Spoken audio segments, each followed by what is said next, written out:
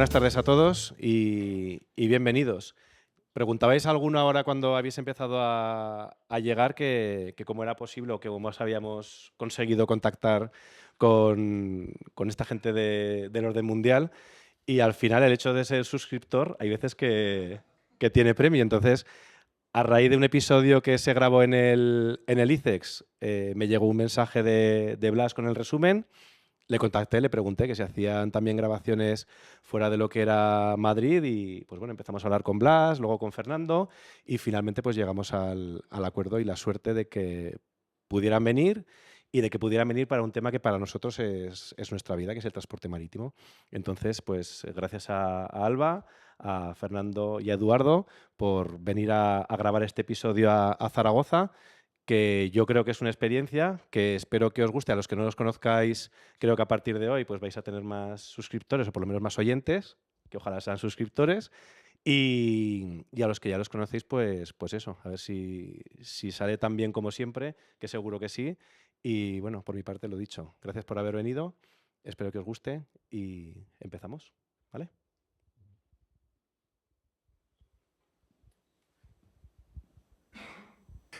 Busca un metro y apunta estas medidas. 6,10 metros de largo por 2,44 metros de ancho y 2,59 de alto. No estamos redecorando nada ni haciendo reforma, lo prometo. Podría ser el típico tamaño de dormitorio individual de muchas casas, pero no. Estas que he leído son las medidas de uno de los elementos más importantes de la historia. Un paralelepípedo metálico de 20 o 40 pies de medida que ha cambiado tu vida. El contenedor. Por eso hoy, en No es el fin del mundo, hablamos de cómo los contenedores revolucionaron la economía mundial.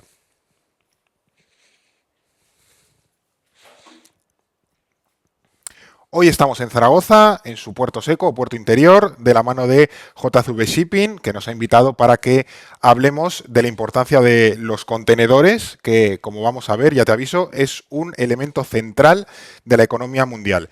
Y por eso, hoy también me acompaña en esta visita Eduardo Saldaña. ¿Qué tal, Eduardo? Muy contento, Fernando. Tú te lo estás pasando teta JCV hoy. me ha hecho la persona más feliz del universo hoy.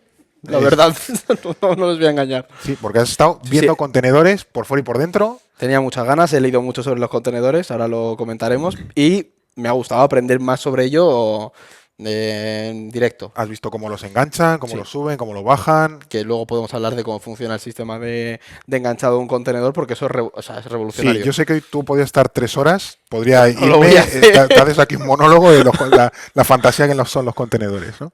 Y Alba Leiva, ¿qué tal, Alba? Pues muy contenta también, y además estoy muy contenta por Eduardo, porque es que no Claro. le he visto tan feliz. Digamos en la mucho verdad, por Eduardo y porque Eduardo ha disfrutado lo que no está disfrutando el hermano de Alba, porque el Sí. hermano de Alba es ingeniero y no puede estar aquí, pero Yo le he estado mandando fotos y entre los cazas sobrevolando los contenedores, yo creo que está flipando, me Sí, está envidiando es la meca de los muchísimo. ingenieros. Sí, o sea, me siento en la meca ingenieril, pero bueno, como excursión de No es el fin del mundo, la verdad que está siendo genial. Sí, además hoy tenemos público, un selecto grupo que nos acompaña, por eso tampoco hemos anunciado a bombo y platillo el directo, porque tampoco podía entrar mucha gente, pero bueno, que también que nos oigan ya el episodio, pues que sepan que estamos maravillosamente bien acompañados. Bueno, subiremos las fotos, que nos hemos hecho fotos por aquí. Fotos dentro de contenedores, fuera de contenedores, con muchos contenedores, Yo voy a con hacer los de un 20 post, pies, los yo de voy a hacer 40. un post en Eduardo Instagram. jugando Claro. con un Playmobil de un contenedor. De un contenedor, todo- claro. Les he dicho viniendo, digo, seguro que tienen maquetas de contenedores. Todo el fotoreportaje de los contenedores Sí. va a estar en nuestras redes sociales junto con Eduardo, disfrutando de ellos para que lo puedas tener.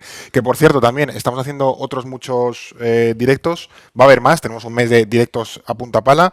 Así que si nos escuchas, apunta.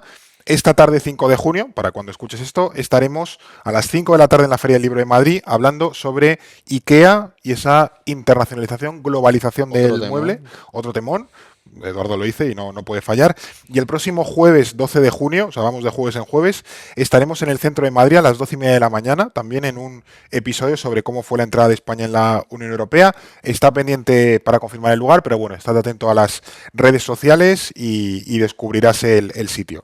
Vamos ya con el tema que nos toca hoy, que es nada más y nada menos que la importancia que tienen los contenedores a nivel mundial y sobre todo toda la complejidad y la profundidad que implica gestionarlos, que no es poco. Eduardo, como ya habrás podido comprobar, lleva semanas repitiendo: "Buah, esto es un temazo impresionante", En tal. la oficina. En la Eso oficina es, todo el rato, claro. es que esto es un temón. Claro. O sea, lees una cantidad de historias de esto. Te has Ahora despertado a las 5 de la mañana pensando en sí contenedores.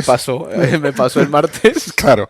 Entonces, vamos a la primera pregunta que siempre va en nuestros episodios. ¿Por qué hablamos de un tema como este hoy? Pues más allá de por venir aquí, porque los contenedores podemos decir que son los ladrillos de la globalización liberal que conocemos hoy en día y con la Sí. que hemos crecido nuestra generación, la generación anterior, porque es verdad que es un elemento que hemos visto miles de veces, ¿no? En muchísimos lugares, pasas al lado de un puerto seco, ves a un camión o un tren pasar Lleva- con ellos, pero no entenderíamos la ola globalizadora que vivimos desde los años 70 hasta 2008, que empezó un poco la crisis económica, pero sobre todo esa época dorada de los 70 al 2008, no se entendería ni tampoco se hubiera podido lograr sin la creación de este... O sea, para mí esto, e Internet, os lo he dicho antes, es de los inventos más revolucionarios de la segunda mitad del siglo XX, sin ninguna duda. Sí, se te nota emocionado. No, o sea no, y que- es verdad, y los oyentes que nos estén escuchando estarán diciendo: "Va, a ver estos frikis por dónde van Claro, con a esto", ver, exactamente. pero vamos a descubrir lo que supuso, ¿no? Sí, O sea, mola mucho, la su verdad. éxito es una cosa tan sencilla y a la vez tan compleja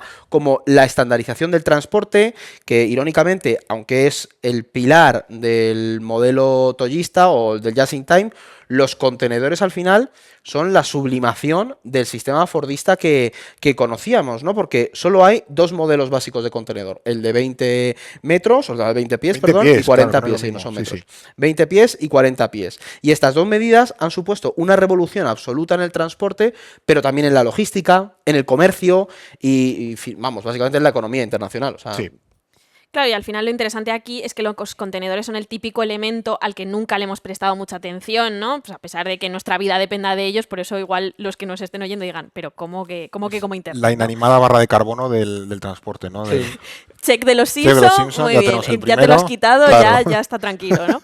Pero en los últimos años, bueno, las disrupciones en el transporte mundial lo han puesto en el centro, ¿no? O sea, con la pandemia hubo también un problemón porque el precio de los contenedores se disparó. Yo creo que ahí es cuando empezamos a oír más de Hacer ellos, más ¿no? caso de esto, sí. Y en las semanas anteriores a la pandemia, enviar un contenedor podía costar pues unos $1.400 y solo 2 años después había pasado a los $10.000, o sea, una barbaridad, ¿no? Sí. Y de manera reciente es verdad que ha mejorado un poco, porque hace unos meses el precio rondaba los $3.500 el contenedor de media, más o menos, arriba y es abajo. una buena subida, ¿eh? Que es Sí, una sí, buena subida, o sea, ha respecto a la- bajado, pero ahí se ha quedado más alto. Si alguno tiene que manejar contenedores, Sí. estarán diciendo: bueno, ha bajado el precio. Y es una situación mucho más aliviada, pero bueno, no han vuelto los precios prepandemia, eso se ha quedado atrás. Y pensemos que ese aumento de precios impacta en todas las mercancías que van dentro de ese contenedor, ¿no? Claro. Uno de los factores que ha provocado la inflación que todavía hoy vivimos es precisamente la disrupción en las cadenas logísticas con los contenedores como protagonistas centrales. Claro.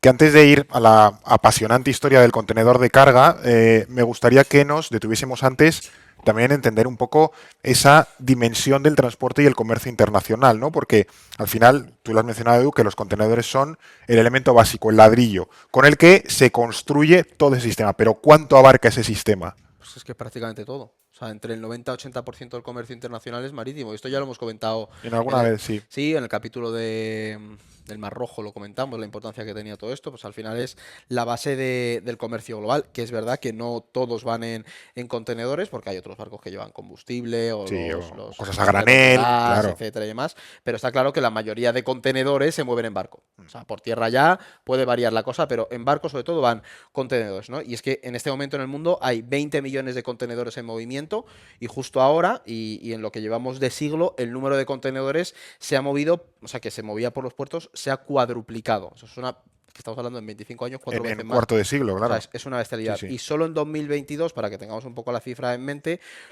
por los distintos puertos del mundo se movieron casi 840 millones de contenedores. O sea, esto es una bestialidad. Son varios millones al día.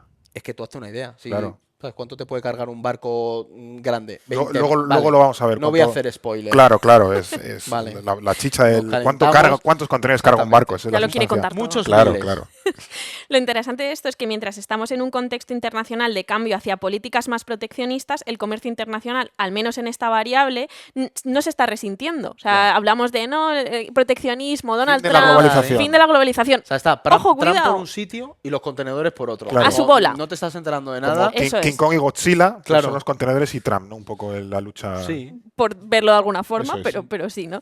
Entonces, en ese movimiento de contenedores que mencionaba Edu, solo ha habido 2 momentos donde ha bajado el tráfico, ¿no? De 2008 a 2009, coincidiendo con el estallido de la crisis económica, y de 2019 a 2020, coincidiendo con la pandemia. Pero la tendencia es claramente ascendente, solo en crisis muy grandes y muy evidentes se ha Bajó reducido. un poquito, tampoco es que fuese una caída enorme, bajó No, un no, poquito no. y luego siguió subiendo, claro. Claro, entonces esto refleja que la globalización económica continúa funcionando con bastante vigor, está más sana de lo que pensamos. Y bueno, hemos oído hablar mucho de que llevamos años donde pues, la globalización está llegando a su fin y esto no es cierto y esto nos lo demuestra, ¿no?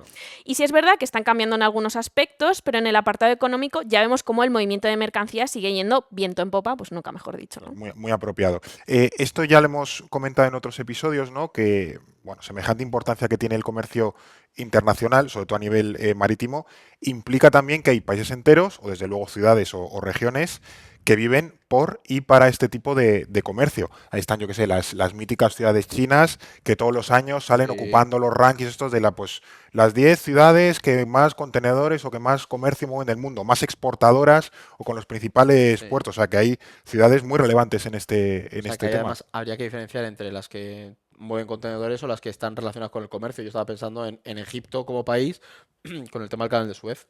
Claro, o Acordamos que Panamá o estuvimos- este tipo de sí, sitios. Panamá, o sea, Claro. cuando tú y yo, Fernando y yo estuvimos en Panamá hace unos años allá dando unos cursos y los panameños nos lo decían, que el país dependía Es un país que del ve ingreso del por y canal. para el canal, Y claro. en Egipto pasa lo mismo y con las disrupciones del Mar Rojo siempre teníamos un ojo puesto en qué podía ocurrir. Pero bueno, al final, si asumimos que el comercio internacional se fundamenta en el movimiento de contenedores, hay países enteros o desde luego zonas muy amplias o regiones portuarias, te diría más bien, que dependen básicamente de ese movimiento, ¿no? Ahí luego comentaremos Tangermet, por ejemplo, o Sí. aquí en España, Algeciras. Sí.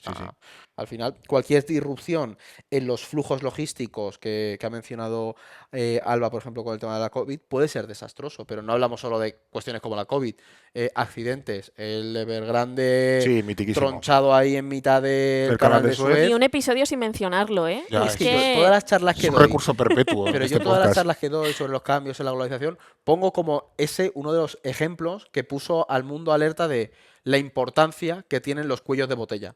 Claro. Y esto, ¿sabes? Porque como que se memificó la comunicación Sí, del el meme, señor todos de la vimos el meme de palita. la esta, y la gente empezó a ser más consciente del impacto que podía tener que un buque atascara el canal de Suez, que ya luego hemos visto lo de la guerra en Gaza y demás, pero al final cualquier evento extraordinario como este o la COVID, también un ejemplo muy bueno, ahí vimos que China tuvo una política de desescalada, esto yo también lo recuerdo que nosotros hablábamos de ello, muy estricta, cerró puertos enteros durante Y muy mucho tardía, tiempo. además. Ellos fueron Claro, más tarde. todo eso provocó atascos enormes en los puertos y un golpe, por supuesto, importante para la economía china, pero también para el mundo en general, por lo que ha mencionado Alba de la subida de precios, ¿no? Al final, muchos sitios dependían de las exportaciones de China y también de que los contenedores que no se estaban moviendo se empezaran a mover. Saliesen, claro. Claro, que aunque aquí depende un poco de la fuente y el año, o sea, los puertos más transitados del mundo por contenedores suelen estar en Asia, porque por ejemplo del top 10, por ejemplo, hay 6 puertos chinos, nada menos. Tenemos lugares conocidos como Shanghái o Shenzhen, pero también está el de Busan en Corea del Sur, el de Los Ángeles en Estados Unidos o el de Jebel Ali, que creo que lo conoce muy poca gente, en Emiratos Árabes, que ojo también a la importancia logística de los países del Golfo, Sí, que claro. Un poco ya los entre Europa y trataremos en Asia, algún tal. momento. Y luego en el top 20 ya nos entrarían puertos como el de Hong Kong, Rotterdam y Amberes en Europa, que sí que en Europa son súper potentes, y un par de puertos malasios, y ojo a esto también, el puerto de Tánger Med en Marruecos, que aquí hay una relación España-Marruecos que es muy interesante en también cómo compiten a nivel geopolítico por esa logística de Que puertos. además lo hemos comentado con Oscar de JCV cuando estábamos Sí. comiendo, cómo el atasco en el Mar Rojo está haciendo que Tangermet y todas las infraestructuras de la zona occidental de Marruecos ganen aún más peso. decir, yo eso no me lo había planteado. Cómo de repente el cambio de flujo de Claro, la tráfico de parte contenedores, mediterránea pierde relevancia, la parte atlántica claro, gana. y todas las inversiones que se estaban haciendo allí, pues ese puerto te atrae todo el tráfico de contenedores porque es más fácil dejarlos allí y luego tirar para el Sí, norte. además recuerdo que cuando miramos esta clasificación, creo que Tanger-Med estaba el 18 y Algeciras, que está enfrente, creo que estaba el 40, una cosa así. Quiere decir que hay mucha diferencia y España está Y que saliendo. te ahorras un trecho de cruzar el estrecho de Gibraltar, pues dices, lo dejo y tiro. Claro, sí, Curioso costes y eso. demás. Vale, entonces, una vez hemos puesto algo de contexto, vamos ahora sí, que es el momento que Eduardo estaba esperando, con nuestro querido Con la contenedor. clase de historia. Eso es, historia de los contenedores. ¿Qué es lo que motiva la invención del contenedor que todos conocemos? No sé si antes había un sistema desastroso para transportar la mercancía por A ver, mar. no había un sistema desastroso, porque había comercio en barco y comercio en distintos Sí. transportes, pero sí que no estaba ni estandarizado ni compartimentalizado como lo conocemos ahora, ¿no? También hay que pensar un poco cómo era todo en ese momento, ¿no? O sea, antes de la invención del contenedor, a nivel marítimo, por ejemplo, lo que teníamos eran barcos que cargaban y descargaban distintos tipos de objetos con dimensiones muy variadas, cada uno de su padre y de su madre, se almacenaban en cajas algunos, otros no, otros a granel. Eran trabajos además muy físicos porque para cargar un barco se requería un proceso bastante complicado, sobre todo una mano de obra muy grande. O sea, Y estar petado para bueno, esos sacos. sí, o tener unos sistemas de poleas y Claro, grúas muy amplios, claro. básicamente, ¿no? O sea, tenías un montón de estibadores en los puertos que se dedicaban básicamente a cargar, colocar la carga, que además se hacía, esto es muy curioso, cuando lees la historia de esto, cómo se hacía una carga, en plan, pendiente, igual que ahora con los contenedores, pero en ese momento había gente que simplemente se dedicaba a que estuviera balanceado todo en la bodega para que no se fuera a tomar por Para saco que el barco no se Claro, volcase Para en mí cuanto- esto yo lo visualizo mucho como pelis antiguas o pelis rollo King Kong, como de Sí, sí, sí, exploraciones a sí. lugares lejanos y siempre la bodega del barco con las cajas de madera. Y Claro. yo me lo visualizo un poco así, muy ¿no? Y fantástico. además, hay otro factor previo a la invención del contenedor, que luego la invención del contenedor sí que tuvo también impacto, y es que este tipo de modalidades del comercio hacía que hubiera un sentimiento de pertenencia y de clase en esos grupos, que eso no, luego sí que lo podemos comentar, o si no ahí se quedará. Bueno, los sindicatos portuarios Claro. tradicionalmente han tenido muchísimo poder, también en Estados Unidos incluso. Sí, pero además, pero más allá de eso, que es verdad que lo tenían, también es verdad que las condiciones de esos trabajadores eran muy precarias. Ya. Es decir, mucha de esta gente, y eso en las pelis se ve bien, porque es la referencia que tenemos ahora, llegaban al puerto y veían ese mismo día si tenían o no trabajo, porque a lo mejor se juntaban A lo 200. mejor no había un barco que descargar Claro, o que no, cargar. o no, Claro. o no había trabajo para todos, entonces Claro. era un poco aleatoria. Y además es verdad que el comercio marítimo, por ejemplo, influía mucho en la forma que tenían las propias ciudades. Y el cambio del contenedor, como veremos, también influyó a posteriori, porque tú cuando tenías que descargar tantos barcos, era un proceso muy largo. Entonces necesitabas puertos con muchísimos almacenes, muchísimos embarcaderos, donde poder almacenar esas mercancías mientras se cargaban y se descargaban todos los barcos. Eran puertos mucho más amplios de lo que tenemos ahora.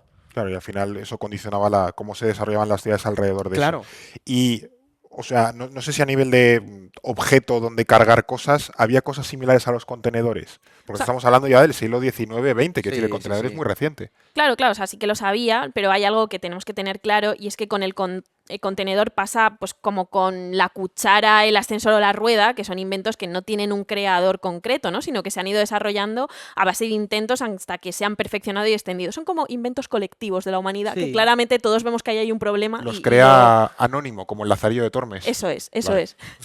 Todos, Claro. Global Commons, ¿sabes? Y también tenemos que entender que hasta hace bastante poco el comercio que teníamos no estaba para nada tan internacionalizado, ¿no? Por supuesto que había un comercio global, pero no tenía las dimensiones que conocemos hoy en día. Entonces el coste del transporte de mercancías era mucho más caro que ahora.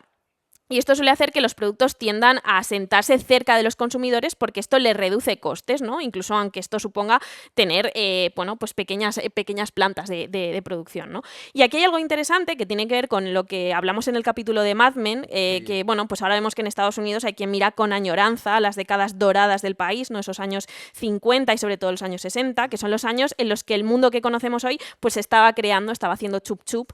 Y entonces en esa época el comercio mundial que tenemos no existía existía como tal y las mercancías más normales, entre comillas, no venían de lejos, sino que se producían en el país y todo se movía por tren o por camión, ¿no? Era una economía mucho más local, mucho más nacional, Sí, si quieres. Más de de cercanía, Claro, el sitio tejido era justo. mucho más nacional, más cercano. Y por eso decimos que es tramposo cuando plantean que se vuelva a un mundo que es imposible que regrese porque las condiciones eran completamente distintas, ¿no? En el fondo hemos evolucionado y tendremos que plantear soluciones para el mundo de hoy, ¿no? Claro. Y por volver a lo que tú preguntabas, Fer, pues había intentos de transportar las mercancías en contenedores, eso sí que se trataba de hacer, pero estos eran en zonas aisladas o en rutas muy concretas o los ponían en marcha compañías de transporte marítimo a título individual.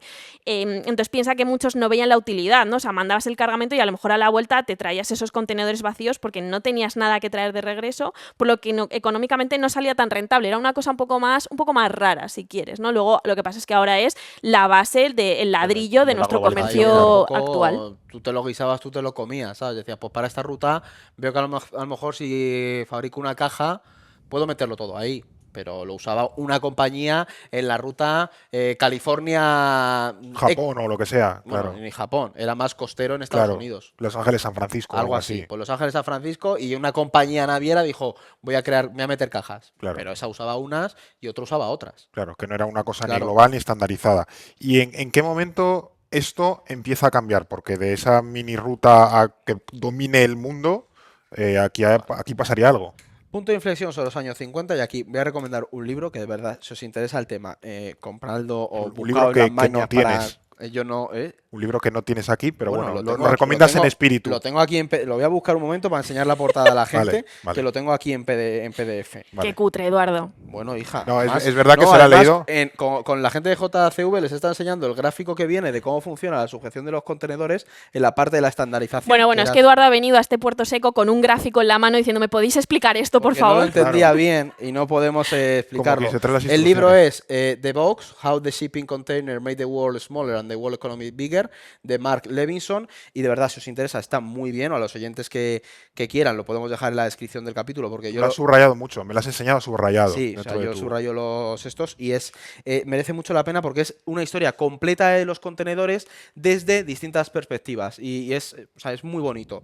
Y en este libro su autor señala a una persona que yo además no pensaba que fuera a salir a lo largo del día de hoy y ha salido en la comida con Oscar y me ha hecho ilusión porque yo, sinceramente, la vida de este señor, chapó por él, que fue fundamental en el desarrollo de los contenedores, que es Malcolm Parcel McLean, que de hecho él tuvo luego la compañía Sealand, que fue muy, muy importante en el comercio internacional, y este hombre básicamente tenía, y es también algo muy curioso, porque la creación del contenedor moderno no viene de un señor que tuviera una empresa naviera, viene de un tío que tenía una empresa de camiones. ¿No? O sea, O sea, en casa del herrero cuchillo de palo, básicamente. Básicamente, ¿vale? exactamente, ¿no? Y o sea, al final es curioso como un tío que tenía una empresa de camiones que acabó dando el salto a la industria naviera, terminó revolucionando también la industria de los trenes y básicamente el comercio internacional, ¿no? Pero la clave de todo esto está en la visión que el propio McLean tenía de su trabajo, porque él entendía que no se dedicaba a los camiones o a los barcos, sino que se dedicaba al transporte de mercancías. Y ese chip, ese cambio de mentalidad fue fundamental, porque lo que hacía era poner en el centro otra cosa que no estaba en ese momento en el centro. El trasto en el que se movía la Exactamente, mercancía. porque claro. al final no te centrabas en el barco, en el camión Eso o en el es. tren, sino en lo que transportabas y en cómo maximizar, la eficiencia de ese transporte. Y el resto se adaptaba a ello. Claro. Es decir, era una visión revolucionaria que ahora nos parece algo muy normal, El pero objetivo entonces... era transportar de manera eficiente, no mover camiones. O Exactamente. Y McLean lo que hizo, con su compañía fue básicamente empezó a desarrollar sus propios contenedores, puso en marcha, de hecho, el Ideal X, que es considerado el antecesor al barco portacontenedores que hoy tenemos, y lo empezó a implementar, como ya hacían, en rutas concretas que él tenía, y para esto el propio McLean desarrolló embarcaderos. Creó grúas especiales que pudieran cargar y descargar este tipo de contenedores. Entonces, al final, la historia entera de este señor es apasionante, no me voy a meter porque luego siguió por ahí. ¿Esto en qué año es, Edu? Más o que Esto en creo que los no hemos hecho. años 50, Claro, o sea, que mediados de los reciente. años 50, principios de los 60. McLean Vale. ya empezaba, bueno, su historia es muy, muy larga, ¿sabes? Pero, Sí, sí, pero me refiero que es algo que Mediados tiene de los 50, 60, 70 sí. años como mucho. o sea, el boom gordo de los contenedores vino a finales de los 60, que Claro. hablaremos por ello. Pero McLean lo empezó a desarrollar a partir del 55, ¿no? Al final, el tío tú ves que va optimizando todo, porque al principio él quería meter los camiones en el barco, pero dice, joder, hay mucho espacio de las ruedas que no me vale para nada. Pues voy a quitar las ruedas. Y como que no paraba de pensar en eso, desarrolló ese sistema que os he enseñado de cómo engancharlo, que yo animo a la gente que, los que nos estén escuchando, que busquen en internet, que hay un vídeo además de Sí, en de Google, JVC. ¿cómo se engancha No, un contenedor? me lo ha dicho Óscar, lo he buscado y está el vídeo que él grabó de JCV y se ve muy bien cómo funciona el sistema. Y de hecho ya luego veremos que este sistema acabó también estandarizándose y él lo regaló al mundo, por así decirlo. Qué ¿no? majo. Sí, y al inicio algo también, bueno, oye, pues Sí, sí. se podía haber quedado con la patente, Total. pero su prioridad era el Sí. comercio internacional. El tío dijo, Esto es como el de la "Pa'lante". patente del cinturón de seguridad, que también lo regaló. Pues algo así, ¿sabes? Que son gestos que dices, cambió, podía estar forrándose, pero no. O el del ratón, que creo que lo vendió por Lo vendió, sí. una mierda Creo, ese y señor. creo que luego se suicidó por ello, Sí, pero sí. bueno. Ay, bueno, no. O sea, yo sé que la historia del ratón es muy triste por algo así, porque Sí, vendió la patente como, toma, si esto sí, no que vale esto para no va a nada. valer para nada y luego pues sí Y funcionó. luego Cosas. la Pero historia. bueno, sí. Pero bueno, básicamente también algo curioso de este señor es que al inicio, ese carguero que él montó, él ya vio el problema de traer los contenedores vacíos. Y era un carguero que aprovechó y dijo, bueno, yo lo llevo cargado de contenedores y si no tengo nada que traer en esos contenedores, lleno ¿cómo se llama? La bodega Sí. de otras cosas y me lo traigo de vuelta. Al final lo que vemos es que ya teníamos esa simiente de el barco tiene que volver siempre con algo y tiene que haber constantemente un movimiento circular de mercancías. Y este tío lo tenía clarísimo, McLean. O sea, ella tenía un poco la visión el señor. Claro, pero esto era un poco la solución práctica a un problema que él veía un poco, entiendo que en su trabajo en el día a día. Pero también entiendo, y esto pasa mucho con ciertos inventos, ¿no? Que a veces no es el momento adecuado y tú lanzas algo y pues fracasa porque el contexto no te lo permite. Pero aquí sí había un contexto internacional que entiendo que era propicio a acoger este cambio práctico de McLean. Claro, pensemos que estamos en el periodo después de la Segunda Guerra Mundial, donde la industria estadounidense estaba en pleno crecimiento y cada vez había más productos que vender. Además, la Segunda Guerra Mundial había regionalizado mucho el comercio y reducido el peso del comercio marítimo, ¿no? Porque en ese contexto de guerra las compañías tenían miedo de sufrir ataques en el mar. Estaba ahí toda esa competición submarina, los buques moviéndose. No era un momento como para andar ahí cruzando el Atlántico. cruzando el Claro, Atlántico. Lo que sea. Claro, Por lo que sea, eso igual es. no era un muy buen momento, ¿no? Entonces, al final, gran parte del transporte de mercancías en Estados Unidos giró al tren y en la década de los 50 al camión. Y esto es algo curioso porque la década de los 50 en Estados Unidos es conocida por ser la década del transporte en camión, ¿no? Era mucho más versátil que el tren, llegaba a más destinos y permitía expandir más ese mercado interno que en el fondo era lo que estaba un auge, ¿no? Sin embargo, al final el crecimiento de Estados Unidos junto al creciente desarrollo de la economía europea pues después de esa Segunda Guerra Mundial hacía que las empresas de transportes buscaran formas de mover más carga en cada viaje. Así que al final se estaban dando todas las características para la revolución del transporte que se vivió, para volver poco a poco después de la guerra a volver a mirar al mar, ¿no? Claro. Entonces, cada innovación era analizada e implementada si se veía como algo útil. Y así pasó con los contenedores. O sea, la empresa de McLean, como otras que habían empezado a innovar y otros, pues empezaron rápidamente a copiar el modelo porque vieron que funcionaba, que era atractivo. Entonces se abrió un debate nacional y luego internacional sobre cómo implementar el uso de los contenedores. Y aquí es cuando ya empezamos a reflexionar todos de, vale, ¿cómo vamos a hacer esto más eficiente? Que esto me parece muy bonito porque es humanos colaborando, aunque sea en pos de un beneficio, pero oye, genial, ¿no? Al final nos beneficia sí, a todos. claro. Que os utilices, vamos a sentarnos. Claro, qué idea acabamos a desarrollar esto. También esto ya es fricada nuestra, muy majaniano, la idea del contenedor y expandir todo eso por el mar, ¿no? La idea de Estados Unidos salir al... Mahan es el de la expansión naval. A quien nos esté escuchando y quien nos Claro, está escuchando no, quién era no- Mahan. no me voy a detener aquí mucho. Mahan es ese teórico estadounidense que dice que Estados Unidos debe proyectarse al mar y dominar las redes comerciales Sí. para expandir la influencia estadounidense O sea, por es el un teórico mundo. Y de esto al final- geopolítica. Y claro, él claro. analizaba el potencial de los mares para que un país pues, fuera una potencia. Sobre un país, Estados Bueno, Unidos, sí. especialmente, no cualquier otro, tuviese esa proyección, ese dominio mundial Sí. a través de controlar las redes Que es un comerciales. debate que han tenido distintos teóricos sobre cómo nos proyectamos. Nos proyectamos por tierra, nos proyectamos por mar, nos proyectamos por aire. Bueno, pues resulta que el mar suele ser la Y en fórmula Estados ganadora. Unidos tuvo mucha influencia eso. ¿Qué capítulo hablamos del tren y la geopolítica en McKinsey? Asia Central. Asia En el Central. de Asia Central. Tenemos un capítulo que Geopolítica hicimos de Asia Asia Central, Central que eso hablábamos es. de la importancia de los trenes y las teorías de la geopolítica de McKinsey. Sí, a lo mejor algún día podemos hacer más en profundidad ese molaría, pensamiento geopolítico. Y aquí prometiendo cosas que luego asumimos deudas que no Fernando. podemos cumplir. Bueno, entonces lo que provoca al final esa estandarización es que de repente todo el sistema internacional se tenga que adaptar y adoptar, de hecho, un único elemento. Y es lo que decíamos antes. Hoy hemos naturalizado ver un contenedor, que al final, pues eso, una caja metálica. Pero es que este momento es una revolución porque cambia absolutamente todo. Claro, o sea, al final el tema de la estandarización es súper interesante porque, a ver, no nos podemos parar mucho en esto porque nos enrollaríamos un montón, pero lo que tenemos que tener presente es que conforme el uso de los contenedores iba extendiendo, las empresas empezaron a presionar para que se llegara a un acuerdo de estandarización.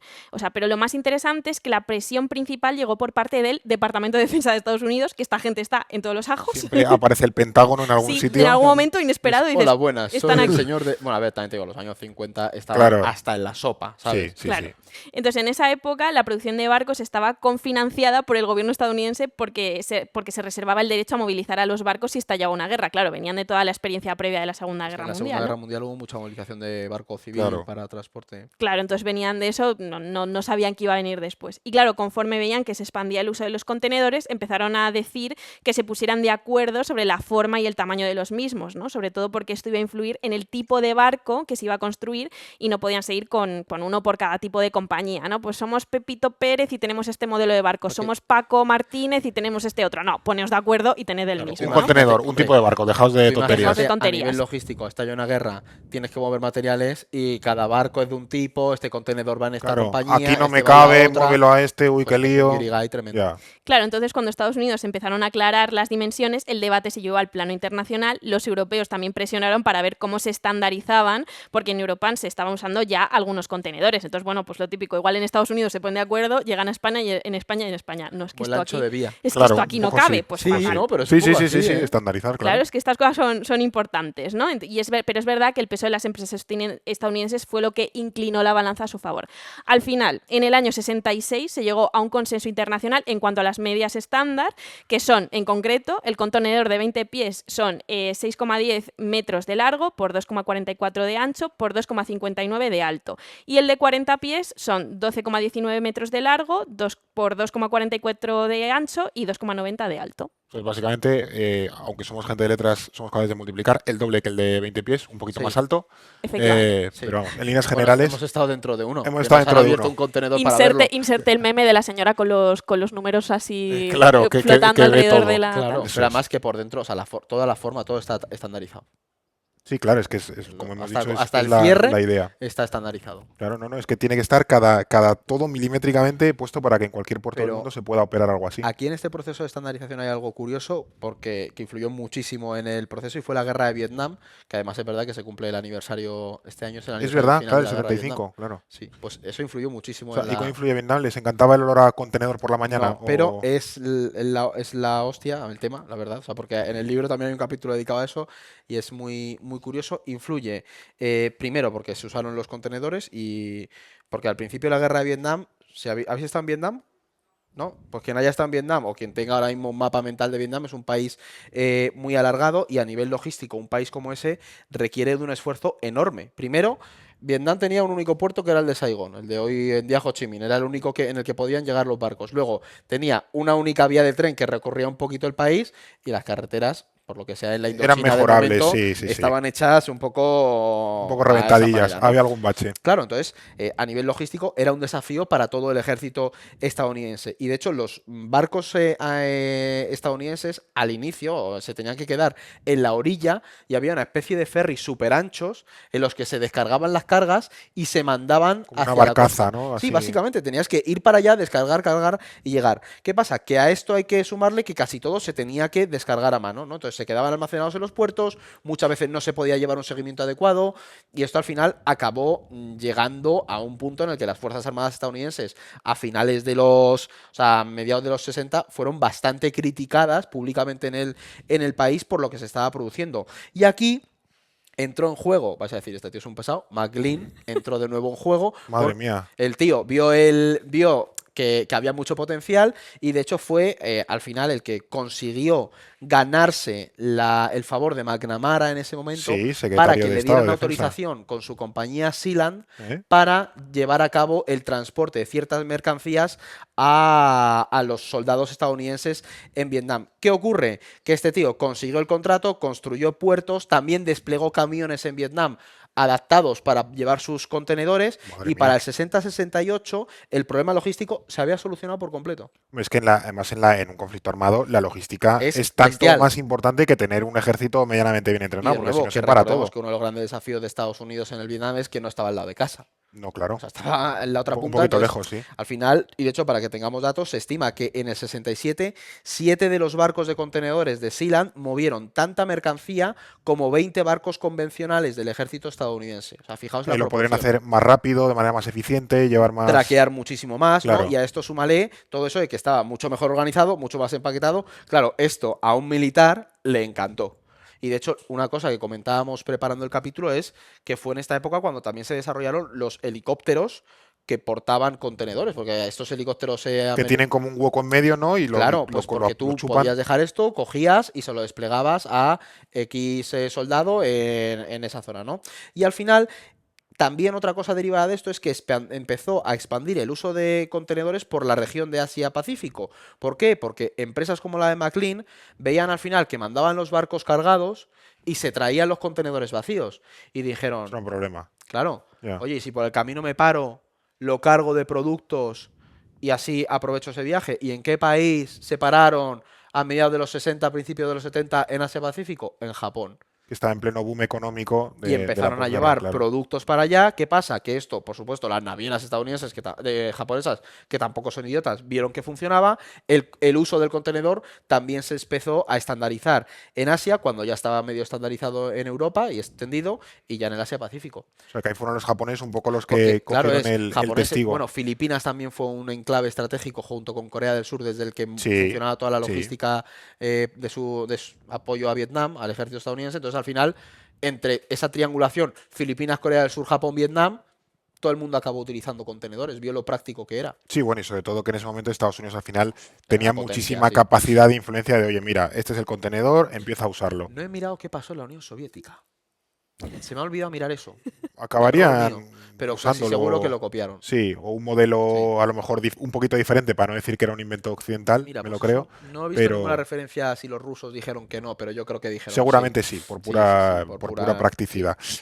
Luego también me interesa que vayamos un poco más en detalle, ¿no? a cómo distintos elementos de toda la logística, de lo que forma parte del comercio internacional, se adapta a este enfoque más contenedor céntrico, porque, de nuevo, tú tenías una especie de nueva unidad de medida Total. a la que toda la infraestructura, todos los vehículos, todo el mundo tenía que adaptarse, porque era, oye, ahora vamos a trabajar así, chavales. Es Y una a lo locura, mejor lo que si- tenías o sea, antes si lo piensas, es una locura. ya ¿eh? no servía. O sea, es que estamos hablando de 70 años hasta ahora, ¿cuántos son? Son Sí, 50 años, tío. sí, un poquito, sí, 50 años. 60 años, 50 años, una cosa así. Pero que hubo que adaptar básicamente todo a este nuevo dios del comercio que era el contenedor de 20 o 40 pies. Eso es, ¿no? Entonces la popularización de los contenedores como unidad básica del transporte internacional pues ha provocado que todos los elementos del comercio mundial se hayan tenido que adaptar para poder gestionarlos adecuadamente. O sea, en el fondo, todos se han ido sumando a esa revolución, ¿no? Y han Sí. ido adaptando sus lógicas. Esto incluye a los barcos, ¿no? Que los mencionábamos antes. Antes los barcos de transporte pues tenían una capacidad, pues eso, cada una de su padre y de su madre, ¿no? Pepito Martínez, Paco Pérez, cada uno como quisiese hacer el barco. Y ahora los barcos portacontenedores ya se diferenciaban teniendo en cuenta el número de contenedores de 20 o 40 pies que son capaces de llevar, ¿no? Los barcos más pequeños pueden llevar de 300 a 1000 contenedores y los buques Panamax, que son los que caben por el canal de Panamá, pueden llevar hasta 5000 de estos contenedores de 20 pies. Los Neopanamax, que son los que caben por el canal de nuevo de Panamá, pues alcanzan los 14.000. Los Post-Panamax llegan a los 18.000 y hay incluso que llegan, bueno, hay algunos que llegan a 20.000 y eso se llaman Post-Suezmax porque ya no caben ni por el, Ya no por el caen ni canal por de el Suez. océano. O sea, Ahí ya, ese es un Básicamente. barco que dices, pero Claro, ¿esto cuándo se déjame, acaba? ¿esto dónde la aparco? O sea, simplemente hay un barco enorme que cruza el Claro, Atlántico así, Claro. O sea, Claro. esto con un tren en el centro. claro, un barco con otros barcos, pero No. sí, es un monstruo Sí. gigantesco. Pero es importante sobre todo porque la gestión de estos barcos, con todos los contenedores que llevan, también es más difícil conforme el tamaño aumenta. O sea, porque tú no tienes las infraestructuras, hay que adaptar también las infraestructuras a poder recibir a ese tipo de barcos en los Hombre, puertos. claro, una cosa es recibir pues un carguerillo de 1000 contenedores y otra cosa un edificio tumbado sobre el agua. Pero es que no básicamente lo que ha ocurrido, es decir, Claro. ha habido muchos puertos que han intentado adaptarse o países que han dicho voy a crear un puerto central para que sea el que atraiga a este los, tipo voy a de- mirar el nombre, a los post-Suezmax. Pues es más, También el Adolfo naming Suárez, no es el fuerte de Madrid esta Barajas, gente, vamos a claro. reconocerlo, porque viniendo para acá, yo yo hablaba con Fernando, digo, cuando amplíen más el canal de Suez, si lo amplían más, ¿qué nombre? O crece otro barco, Claro. que van a poner Neo Post Suez Max, ¿sabes? Como, bueno, Es un poco nombre de ingeniero de necesito que sea práctico. No le voy a meter muchas florituras. Las siglas, los Post Suez, Claro. Neo Max, Ultra, no. Pero ahí al final es lo que cada uno tiene Lo sus que importa cosas, es saber de Nos qué. llevamos el cómo orden funciona. mundial, el naming tampoco es lo nuestro. Ya, bueno, hijo. No vamos a reconocerlo. Pero bueno, al final la clave de esto es que no todos los puertos del mundo pueden gestionar un Post Suez Max, por ejemplo, y además que debe de tener unas características geográficas concretas el puerto. Tiene que tener una profundidad adecuada, porque si no te pueden callar Claro. el barco, ¿no? También es verdad que esto provoca que haya puertos que se estén especializando o que se concentre la actividad del comercio de contenedores, los grandes, en puertos que sí que tienen esa... Que es lo que tú dices, ¿no? Tener a lo mejor un puerto que sí te pueden llegar barcos muy, muy, muy grandes, pero el resto de puertos Claro. ya no se flipan tanto y es como, mira, para esto ya una cosa más modesta. O sea, en España básicamente todos están adaptados a los post-Panamax. Y eso Que está está bastante bien, bien. que Está está muy bien, bien. está Claro, bien. tampoco Mal. queremos Claro, aquí tener claro. en todos un tráiler, porque eso también lo hemos estado comentando con la gente de JCV, te puede colapsar el puerto. O sea, de repente te descargas aquí un montón. Te traigo 20.000 contenedores, Claro, tienes que tener apáñatelos. capacidad de gestionar 20.000 contenedores Claro. que te llegan y sobre todo qué ritmo y qué flujo de llegada. Claro, y el tienes. paisano de la grúa en plan, no me esperes a cenar, que tengo mucha plancha aquí. No, pero oye, a ver. No, pero esto también supone un reto, me recordaba un poco al tema de los, como cambiando de sector, a los aviones estos que han construido tan grandes que resultan imprácticos porque Que no consumen- despegan. No, no es que no despeguen, sí despegan, pero llevan tantos pasajeros que realmente no tienen demanda para cierta ruta y se busca un avión que sea grande, pero que sea un poco más Sí. moderado en eso, que sí que mantenga como cierta regularidad y tal. O sea, que al final un trasto muy grande te puede también generar un problema logístico porque es luego inabarcable, podemos- es inmanejable. Luego al final comentamos un poco hacia dónde va a ir esto. Claro. Luego lo comentamos. Sí, sí. Claro, porque además, más allá de los barcos y los puertos, al final esa estandarización de la que hablábamos, esta de los contenedores, también ha tenido un impacto en otros medios de transporte como el tren o los camiones, ¿no? O sea, muchos de ellos están ya adaptados para poder llevar determinado número de contenedores por vagón y eso también ha permitido que las redes logísticas vayan más allá de la costa. También es importante mirar más allá del puerto y ver cómo se llevan esas mercancías a otros puntos del territorio al que interior llegan, ¿no? también. Y para eso se tiene que adaptar todo lo demás. Y hoy precisamente estamos en un puerto seco o puerto interior, el de Zaragoza, que también gestiona muchísimos contenedores que vienen desde puertos como el de Barcelona, de Valencia, de Bilbao y bueno, como Zaragoza pues ocupa un lugar central entre estos destinos, también con Madrid, y ha ido ganando relevancia logística y comercial, aunque no tenga mar, que dices esto de un puerto seco, ¡ay, jaja, qué risa, claro, no tiene mar! Oye, pues es O sea, importantísimo. si alguien nos escucha ahora en la ruta Madrid-Barcelona, al salir de Madrid hay un puerto seco y cuando pasa por Zaragoza, si viene de Madrid que mira a la izquierda y ve los contenedores y Sí, si eso va es a Groñigal, y creo si que es. va a Madrid pues que mire también a la izquierda, ¿no?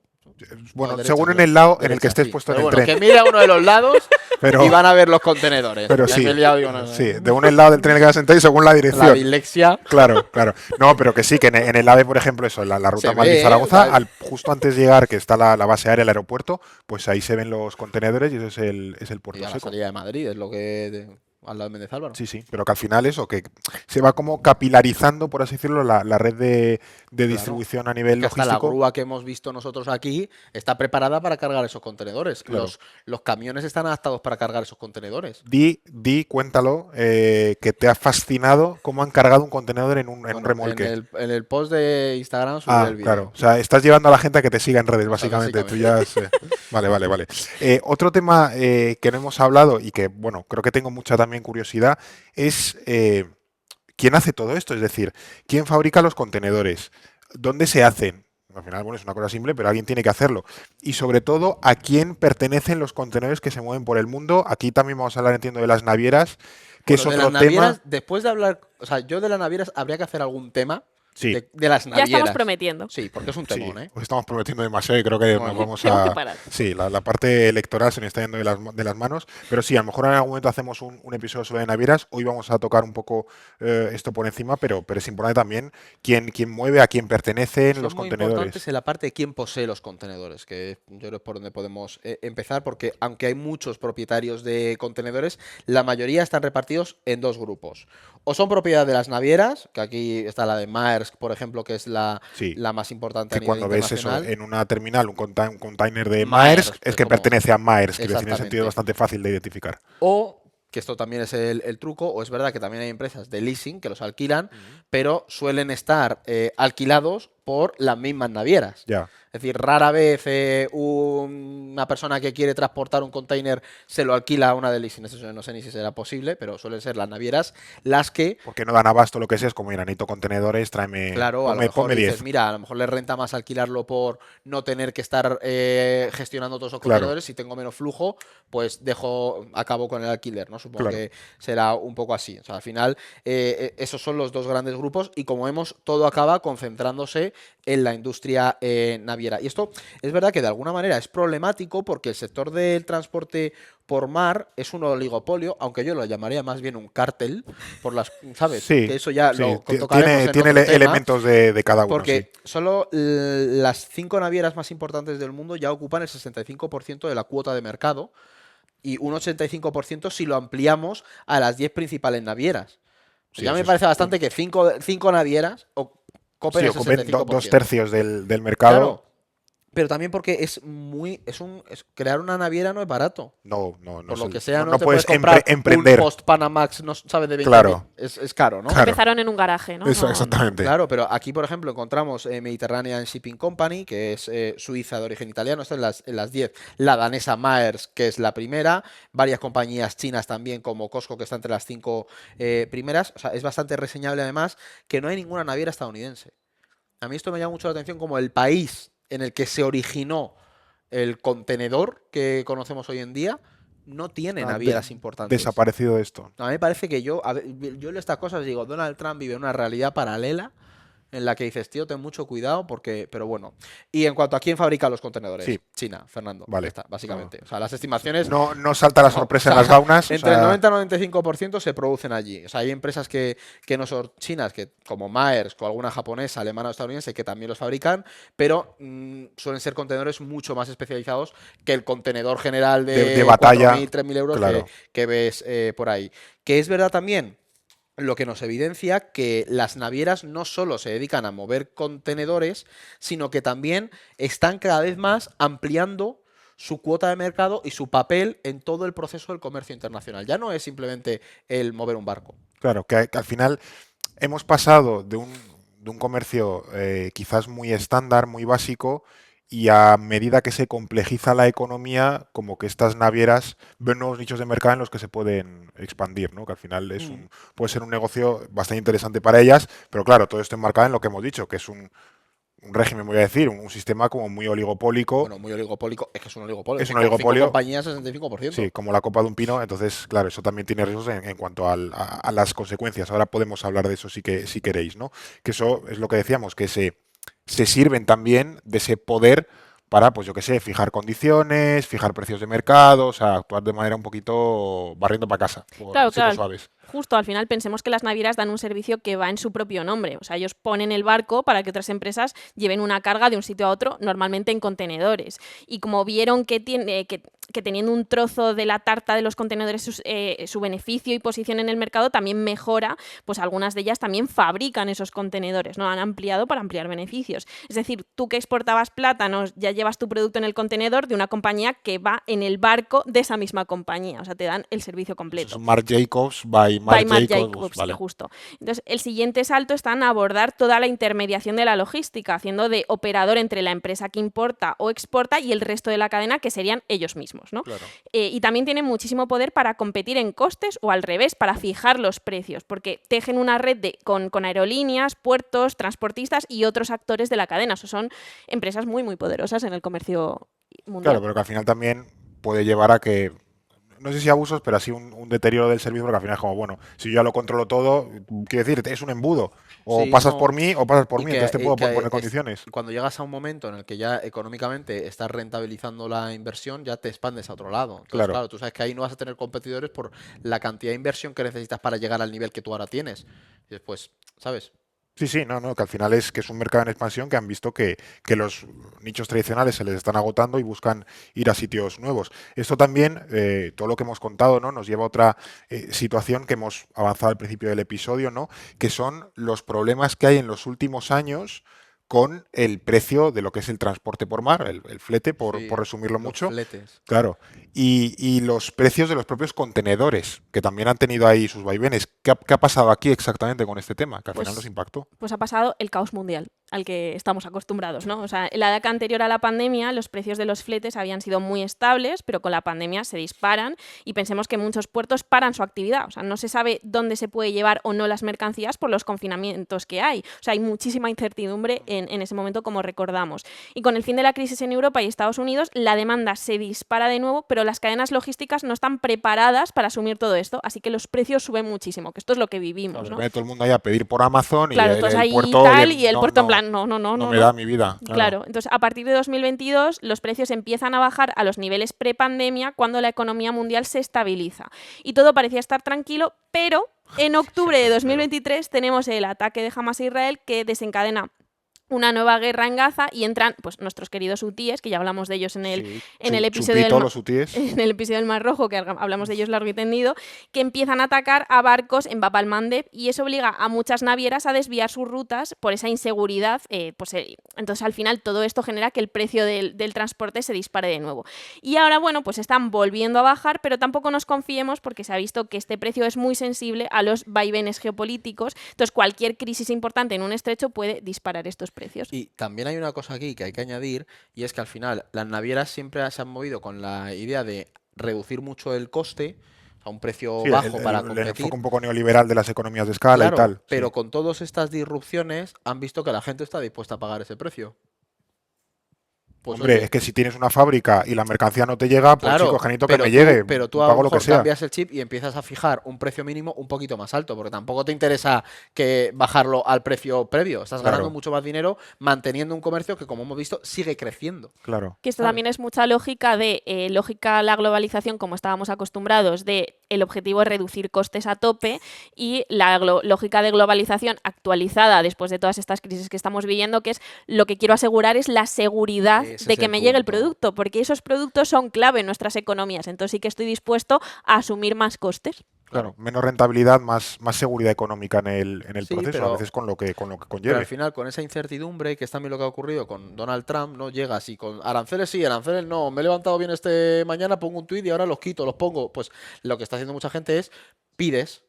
Y esa incertidumbre es lo que dice Alba, tú te quieres asegurar eso y en ese proceso las navieras están sacando mucha pasta gracias también porque sube el precio de los fletes. Claro. Hay mucha demanda, pues de repente el precio de los contenedores sube. Claro, que al final es lo que hablábamos. El movimiento de contenedores en el mundo que transitan por los puertos no ha dejado de subir. Claro.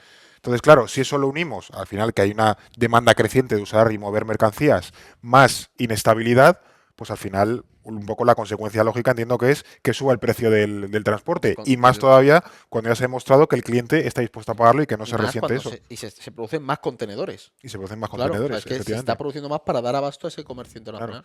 Lo interesante aquí es que lejos de, no sé si de haber arreglado el problema, porque al final creo que la inestabilidad, le hemos contado en chorrocientos millones de episodios, es la nueva normalidad, o sea, que nos deberíamos ir acostumbrando. Pero nos ha señalado una nueva dependencia, ¿no? Al final Sí. de esta cuestión. Si nuestro sistema económico actual, el de hace décadas, depende de que el flujo de contenedores se mueva de manera armoniosa, por así decirlo, y esto no lo hace, tenemos un problema, porque al final es como que la balanza se nos descompensa.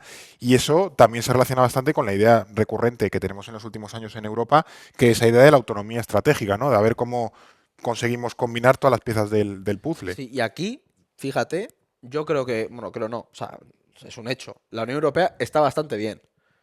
Porque de las 5 navieras más importantes, 4 son europeas. Creo que es de las primeras veces que en este podcast decimos esto de La la Unión Europea está va bastante bien. bien. Claro. No, pero a veces también es verdad que tendemos a echarnos piedras sobre nuestro propio tejado y tú te pones a analizar esto y dices, es que el comercio internacional depende de 4 navieras europeas, son las primeras en ello. O sea, y con todo lo que ello implica, que no es simplemente llevar los contenedores, eso es el control de infraestructuras. Y es verdad que también fabricamos contenedores, no tanto como los chinos, pero bueno, o sea, tenemos ahí, tenemos puertos importantes, tenemos un know-how, una inversión en infraestructuras alrededor del mundo también sustancial.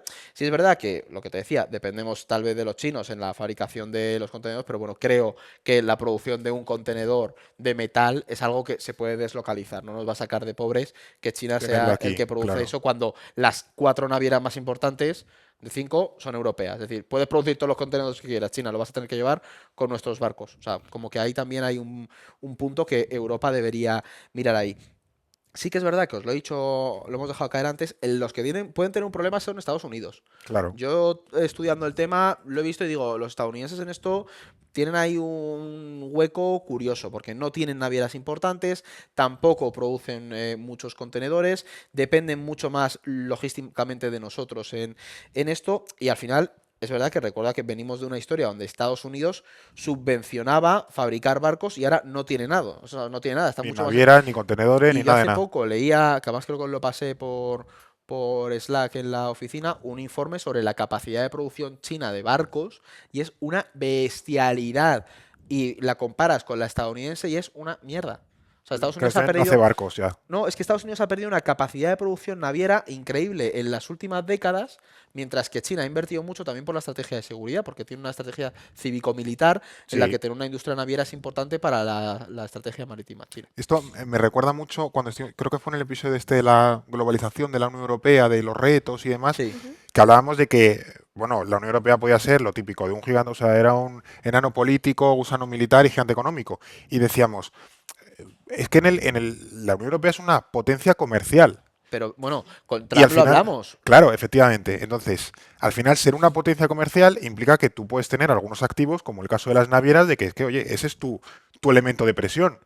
Si yo soy una potencia comercial, pues tengo 4 navieras, mientras que los Estados Unidos, que no es una potencia comercial, pues es una potencia militar, tiene 0 navieras importantes. Luego, Sí. a lo mejor te sextuplica en gasto militar, pero ahí está un poco el activo, la fuerza de la Unión. Es que al final, si tú has nacido en base a ser un mercado común, aunque Claro. luego le hayas añadido elementos, pero si tu base es ser un mercado común, es normal que hayas pensado más en estas lógicas, ¿no? Eso te da una fuerza de ventaja. Claro. Y de hecho, yo creo que parte de la respuesta que hay preparada en Bruselas a los aranceles de Trump, yo no descartaría que fuera un poco por estas vías de presión o sea, a nivel comercial creo que se les puede presionar mucho. Uy, este barco no va a pasar No por llega el el puerto. contenedor, no lo sé, qué el código torpe. no da y no está. Se me he pasado la salida de la autovía, pero bueno. Y en estos tiempos también pasa en este sector, ¿no? Que hay un enfoque claro hacia la sostenibilidad, ¿no? Porque al final el transporte de mercancías, lo hemos dicho aquí en otros episodios, es una actividad muy contaminante, sea por tierra, mar o aire, y está claro que los contenedores y la logística tienen un papel muy relevante en buscar mayor sostenibilidad. No sé si hay pues iniciativas, nuevos inventos, innovaciones que intenten como apuntar en esta senda. Pues aquí hay una cruel ironía, ¿no? Porque sabemos que el transporte, también el que se hace por mar, contamina mucho, pero a su vez el tipo de transporte más eficiente, es decir, el que menos contamina en relación a la mercancía que mueve, pues es el marítimo, ¿no? O sea, la gran cuestión es que se mueve tanta cantidad de mercancías a nivel mundial que, claro, o sea, contaminas por narices, no tienes otra, vas a tener un impacto. Pero cualquier otro transporte en el pasado era mucho más ineficiente para mover 4 cajas. Entonces, bueno, pues ahí tienes un equilibrio extraño. Y precisamente por esto se están buscando alternativas para descarbonizar, por ejemplo, los barcos, ¿no? O sea, un carguero gigante consume muchísimo petróleo y descarbonizar un medio así, manteniendo su potencia, no es lo mismo que hacer eléctrico o utilitario, pues 4 plazas, ¿no? O sea, al final son lógicas diferentes. Claro. Igual descarbonizar un barco gigante, pues es mucho más Cuesta, difícil. claro. Incluso aunque lo descarbonices y lo hagas más eficiente, seguirá siendo muy contaminante. Entonces están investigando alternativas de las que ya hemos hablado en este podcast, como el hidrógeno. Y quizás en unas décadas, pues esto es una realidad, pero hoy parece, la verdad, que bastante complicado. Pero de nuevo tenemos que poner en una balanza, oye, cuál es el impacto o la importancia de este transporte y hasta dónde podemos hacerlo más sostenible, que puede que no sea lo suficiente. Pero oye, en relación a todo lo que mueve, pues puede que sea lo normal, ¿no? Claro. Y luego está la reutilización de los contenedores. Sí. Al final o sea, se está aplicando a temas arquitectónicos, porque es verdad que la vida útil de un contenedor, que lo hemos estado comentando también con la gente de JCV, o sea, una década, Claro, 15 años. había alguno que estaba ya cascadete de pero que porque, tenía claro, tralla. imagínate, son infraestructuras muy expuestas a la sal de los puertos, más Claro. transportes, Golpes y demás, a tal. la intemperie. Sí, Pero se buscan formas de reutilizarlos. Hemos visto el ejemplo, no me acuerdo de la empresa de maíz vuestra, se me ha olvidado el nombre. ¿Politi? QualityCon, por ejemplo. Han hecho su sede, nos lo han enseñado, es con contenedores. es verdad. Y eso yo lo he visto y digo, "Jo, pues es una forma de reutilizarlo, Bueno, ¿sabes?". y aquí hemos visto contenedores con suelo de bambú también, Es verdad, que se va sí. para hacerlo más, O más para la sostenible. chatarra, que sabéis que es otro tema que a mí me obsesiona, y el tema de la chatarra, No pues va a los haber un episodio de la contenedores... chatarra, Eduardo Saldaña. Habrá un episodio sobre la No, chatarra, lo verás. sobre mi cadáver un episodio de la chatarra, yo creo, pero bueno. No, y ya un poco para ir concluyendo y cerrando el episodio, ¿hacia dónde va todo el sector? Todo el sector y toda la idea del contenedor, porque al final estamos viendo un mundo que está cambiando.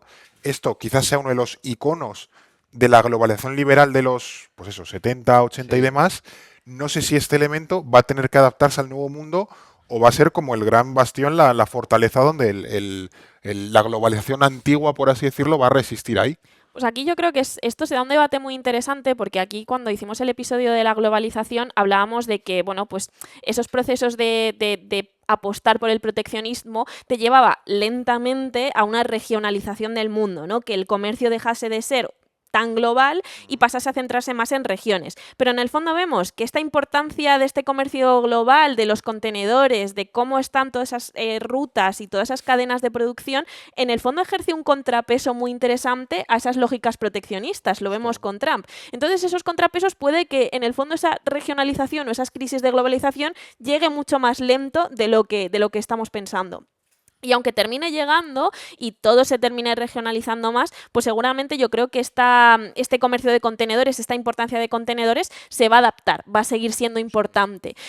Lo que sí va a ser interesante cómo se mueve a nivel del panorama de empresas, ¿no? Tal vez esas grandes navieras que controlan todo ese comercio de una forma muy internacional, puede que empiecen a surgir o a ganar importancia navieras más especializadas, más pequeñitas, más regionalizadas, pues por ejemplo en el Mediterráneo, y esas empresas empiezan a ganar más peso. O puede que las grandes empresas empiezan a absorber y a localizarse y a tener uno y a favorecer esto. Claro, ya aquí ya no controlo tanto de rutas específicas, pero puede que veamos que ciertas rutas más pequeñas empiecen a ganar más peso y lo pierdan otras más internacionales. Pero de nuevo, yo creo que esto va a ser algo muy sutil. Sí. Creo que va a ejercer un contrapeso importante y yo creo que también mirar a estos temas económicos también nos ayuda a tener una perspectiva de que los cambios no son tan rápidos, ¿no?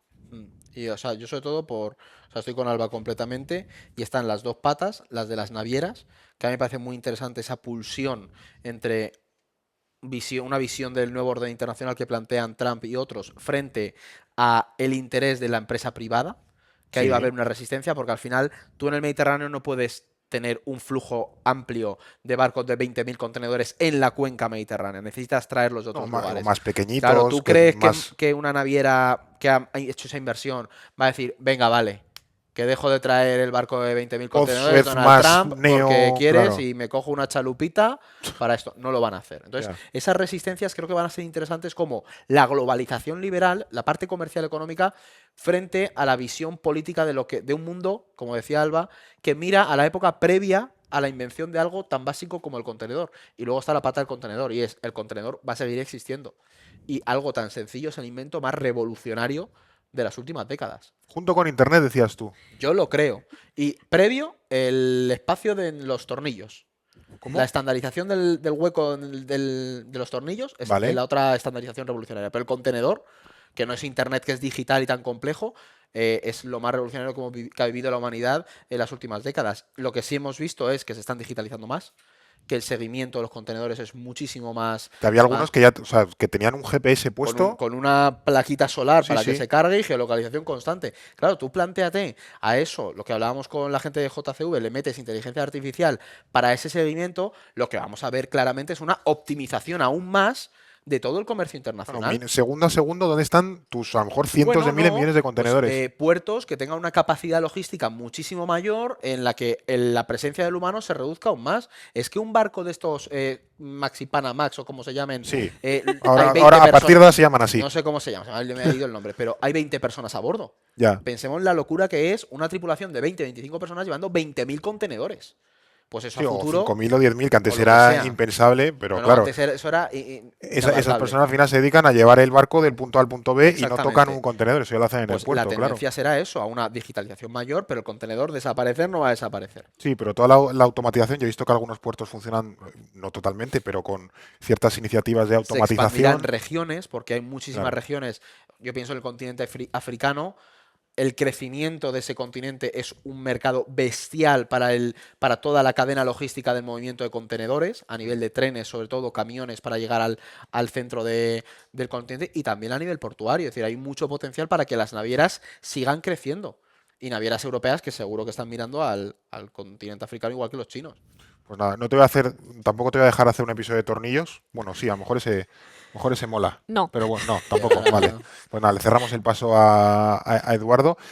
Así que nada, tú que nos estás oyendo, o todas las personas que nos habéis acompañado hoy, cuando veáis un contenedor, pues ya sabéis toda la historia y os acordaréis de Eduardo y su emoción, su sentida emoción durante Es que el día de nosotros hoy. hemos estudiado relaciones internacionales. Entonces tú ves un objeto como ese y te explica toda nuestra carrera. La mitad de nuestra carrera, desde los años 50, puede estar explicada por eso. Sí, sí. Pues Sí. nada, ahí queda la... Sí, Para que lo sepa la gente que Sí, está sí, aquí. pero que un objeto tan cotidiano y tan en apariencia irrelevante como es Claro. un contenedor, que es una caja metálica, al final todo lo que hay detrás y todas las implicaciones Claro. que tiene su Porque existencia. una bombilla pues tiene una tecnología de fondo que dices, "Jo, esto es difícil desarrollarlo". Sí, Pero la NASA una es una caja, bombilla. sí, pero el contenedor es una caja. Sí. O sea, simplemente dices, va, una caja. Bueno, ojito, ¿eh? Pues nada, ahí queda el contenedor, la bombilla del mar, básicamente, la bombilla del transporte. Pues nada, muchísimas gracias, Eduardo. A vosotros siempre. Muchas gracias, Alba, también a ti. A vosotros. Y muchas gracias también a JCV Shipping, que nos ha acompañado hoy todo el día y ha hecho posible también este episodio. También gracias a quienes nos habéis acompañado hoy, espero que lo hayáis disfrutado, y por supuesto gracias a todas las personas que nos han seguido en el streaming y que los oyentes que por supuesto nos han escuchado ya a través de pues, Spotify, YouTube, Evox, las Amazon, plataformas. donde sea. Recordad que tenemos próximos directos, estad atentos a nuestras redes y por nuestro lado, nos vemos aquí en próximos episodios de No es el fin del mundo. Muchas gracias.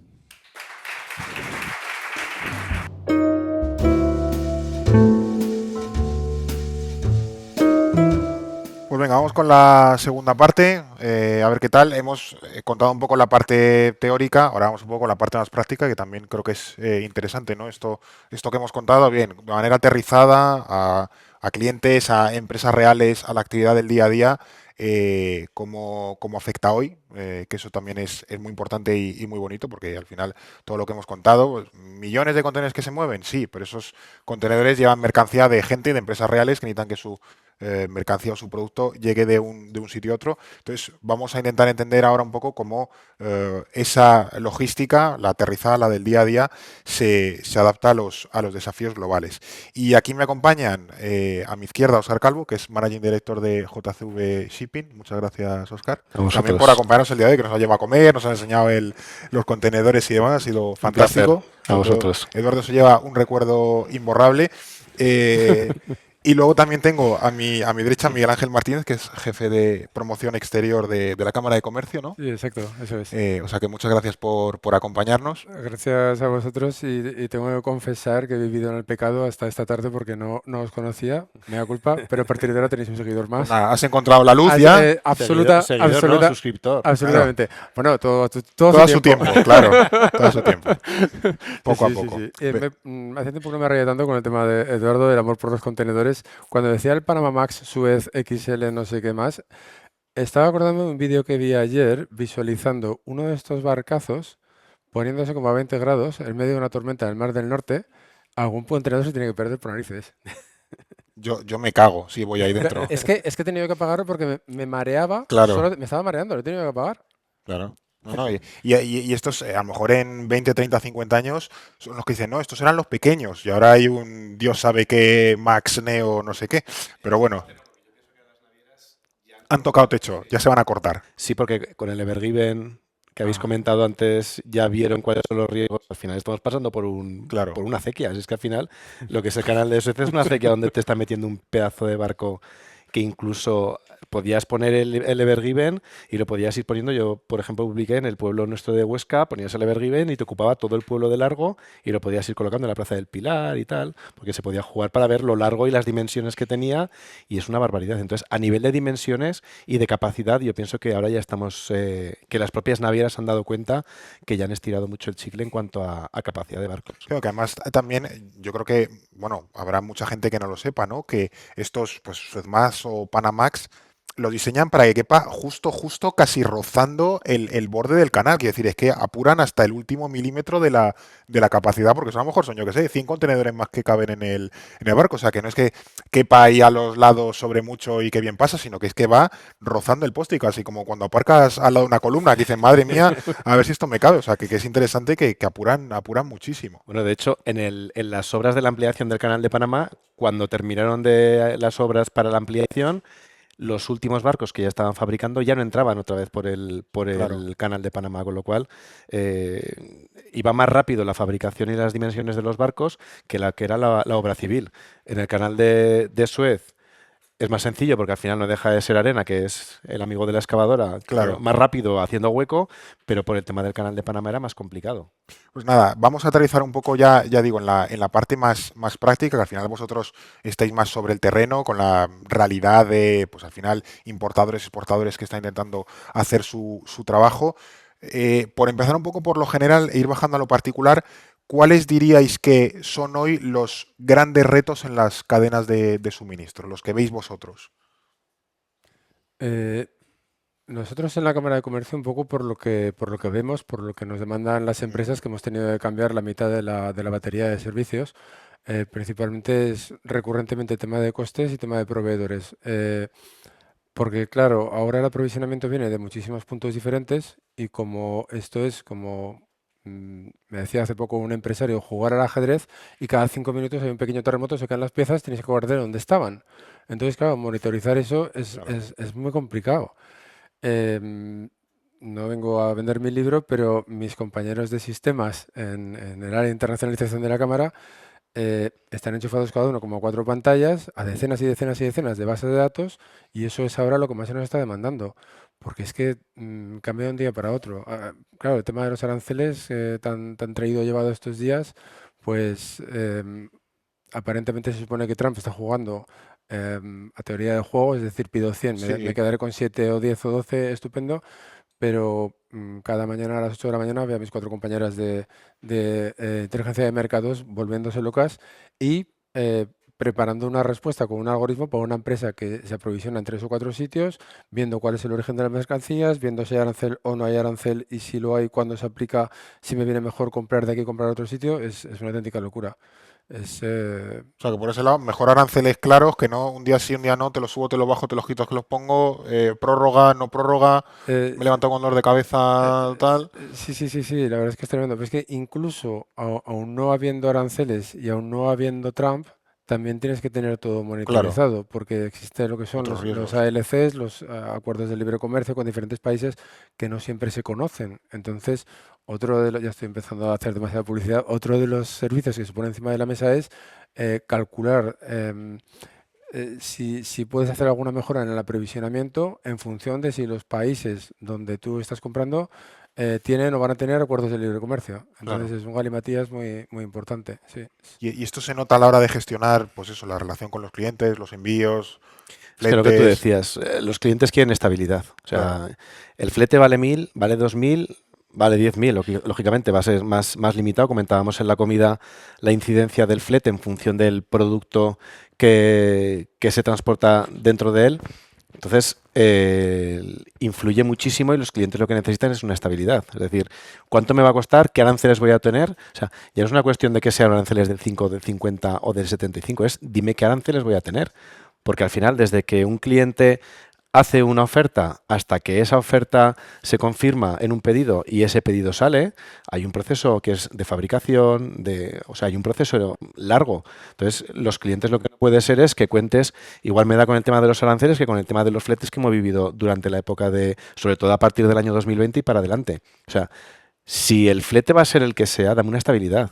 Lo que no puede ser es que yo haga mis cálculos, o sea, intentando o entendiendo que el flete son 10.000 o 5.000 y a la hora de embarcar, pues resulta que en vez de 1.000 son 3.000 o en vez de 5.000 son 10.000 y entonces ese margen que yo he calculado o esos costes que yo he calculado se me están yendo al garete. Y lo que la gente necesita es eso, es estabilidad. Entonces, ¿cuál es el reto principal?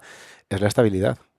claro. Creo, bajo mi punto de vista, ayudado por tecnología y ayudado por lo que sea, pero es el que los clientes exportadores e importadores, las empresas exportadoras e importadoras tengan estabilidad de saber qué es lo que se van a encontrar en términos de coste, de tiempo de tránsito, de impuestos, de aranceles y demás. Claro, que les dé certidumbre, ¿no? Es saber cuánto van a pagar, Claro. sea mucho o poco o lo que sea. Que esto es como cuando buscas un vuelo, le das a actualizar y, hostia, ha cambiado Correcto. y ya te entran los sudores fríos, ¿no? De, vamos a hacerlo rápido que Sí, se sí. me va a subir de precio. Es que además igual tienes un trayecto de Valencia a Argel, ¿cuánto puede ser eso? 24 horas, 48 horas, pero claro, los 28 días que tardan en llegar de Barcelona a Kobe, la de Claro. cosas que pueden pasar ahí, ¿no?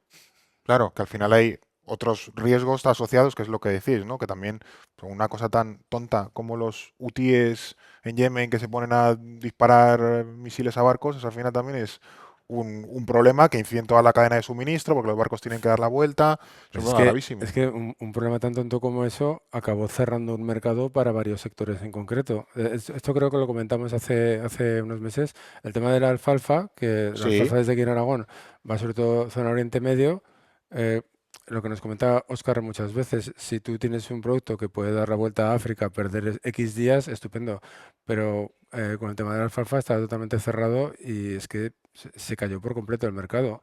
claro, porque Ah, sí o sí tiene que pasar, salvo una vuelta gigantesca a África, ¿no? Tiene que pasar casi por sí o sí por el Mar Rojo. Claro, pero si das es- la vuelta tienes que volver a entrar por el estrecho, con lo Claro. cual ya estamos. Entonces lo que están haciendo ahora las navieras es atraviesan el canal de Suez, hacen entregas en Jordania y en Arabia y vuelven otra vez a meterse por el canal de Suez, dirección otra vez hacia el Mediterráneo. Pero lo curioso de todo esto es que comentaba antes Eduardo la fecha, el origen, el año 58, etcétera, etcétera. Hasta el año 2020 prácticamente éramos inexistentes, o sea, no se nos conocía. Éramos los cuartos oscuros, la logística, la exportación y mal. Los departamentos de logística y demás éramos los cuartos oscuros de las empresas.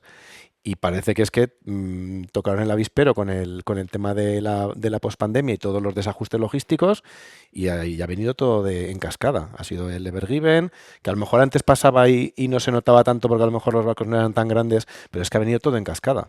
Y lo de los hutíes a finales de 2023, lo que hace al final es, por un lado, incrementar las rutas, incrementar los costes, incrementar los precios de venta y te crea una situación que hablábamos también en la comida, que de cara a las navieras, ahora mismo no hay un interés, aparte de que hay una situación que todavía es de riesgo, pero hay un exceso tan grande de oferta si se recupera la ruta por el canal de Suez, que las navieras no van a ser las primeras en forzar una vuelta a las rutas tradicionales. Y esto, ¿veis que las empresas han conseguido primero interiorizarlo? Porque es como lo de lo primero es aceptarlo y luego ya ponerse a trabajar a ello. ¿Veis que las empresas han entendido esto y han empezado a adaptarse a la lógica post-pandemia, que al final es como un nuevo mundo que se abre ante nosotros? Yo creo que sí. Sí. Por narices, ¿eh? Porque es que Hostia, puede ser a la fuerza, claro. Me dice que tenga que ser agradable. Claro, es que hemos hablado 5 Claro. navieras controlan el 65%, 10 navieras controlan el 85%. Cualquier naviera es más grande que cualquier o que prácticamente el 99% de los clientes que tienen. Son lentejas, es que son tan grandes que tampoco tienen la capacidad para poder adaptarse a las necesidades específicas de clientes más pequeños, lo que también supone una ventaja para los transitarios y las empresas más pequeñas, que sí que tenemos esa flexibilidad para poder adaptarnos. Pero es que al final te ha hecho ser resiliente. O sea, lo que sí que hemos nosotros intentado transmitir es flexibilidad y adaptabilidad y no cerrar ninguna puerta, ni a navieras, ni a servicios, ni a nada, porque nunca sabes, porque al final las opciones son las que son. Entonces, antes o después vas a tener que cargar con esa naviera con la que a lo mejor no tienes tanto apego porque en un momento dado te ha hecho la puñeta. Y esto en la cámara también lo veis, que a lo mejor hace unos años las empresas llegan como bastante perdidas y ahora ya tienen una idea más clara de, oye, mira, me pasa esto, o en los últimos años, o sea, con un diagnóstico más claro y una búsqueda de soluciones más Sí, clara. sí, sí, sí. Vemos que hay mucha más flexibilidad, mucha más capacidad de respuesta y luego también mucha más experiencia. Y luego creo que es una auténtica suerte que el sector logístico se ha desarrollado tantísimo y más el sector logístico especializado, por ejemplo, en el caso de JCV con el tema de transporte marítimo.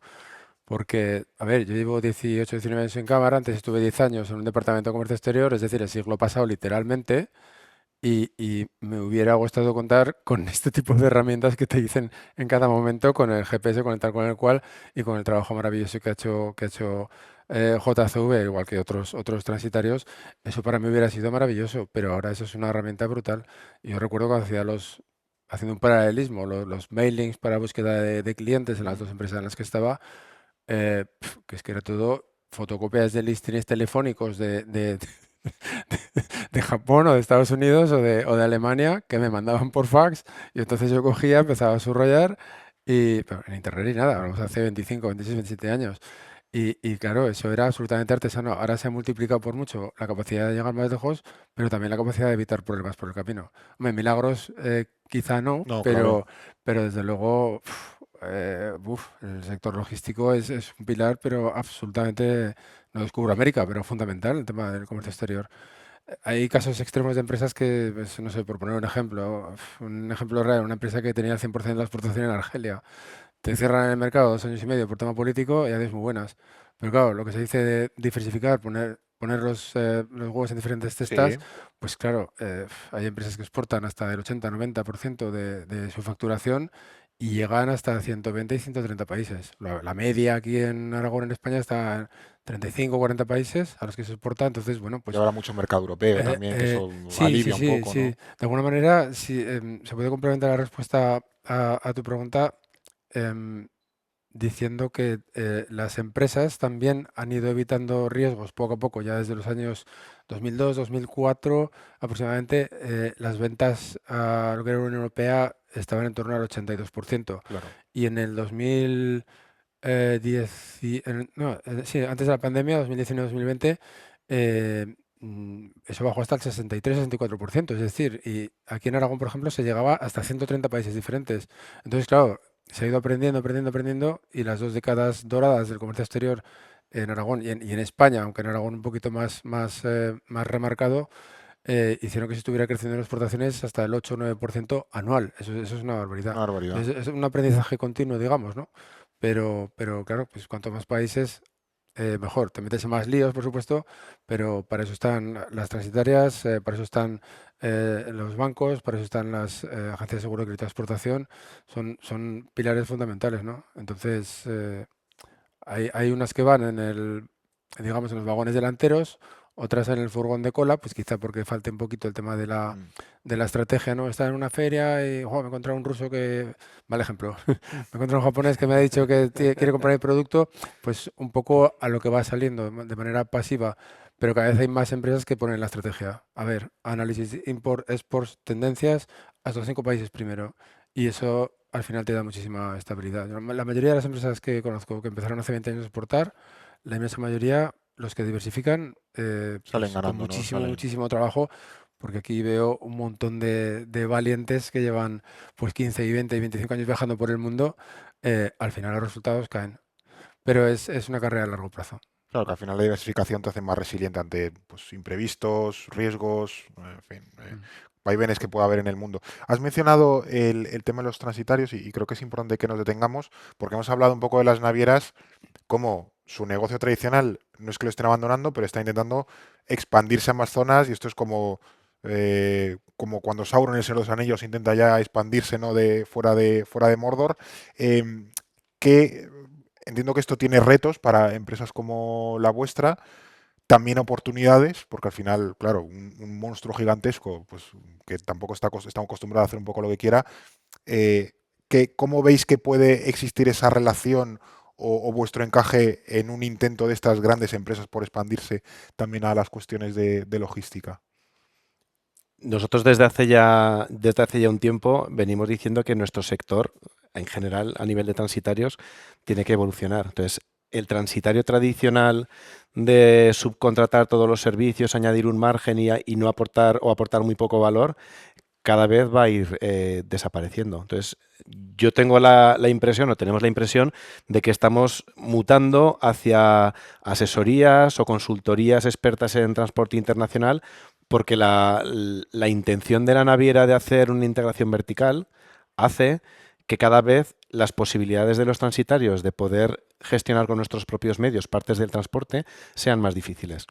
¿Dónde va a ser o dónde está siendo ahora nuestro elemento principal? Uno es la gestión de la información, lo que comentaba Miguel Ángel, por ejemplo, la plataforma Mm. que nosotros desarrollamos en 2017 para seguimiento y control de embarques.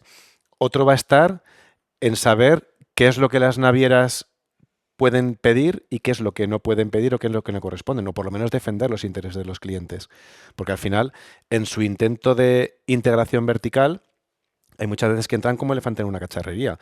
Y hay veces que dices, oye, perdona, esto sí, esto no. Hay veces que sabiendo que no corresponde no te quedan más narices que tragar. Hay veces que sí que están por la labor de colaborar. Entonces hay que tener en cuenta que la piedra esencial y fundamental del comercio mundial son las navieras. Son elemento fundamental y son imprescindibles.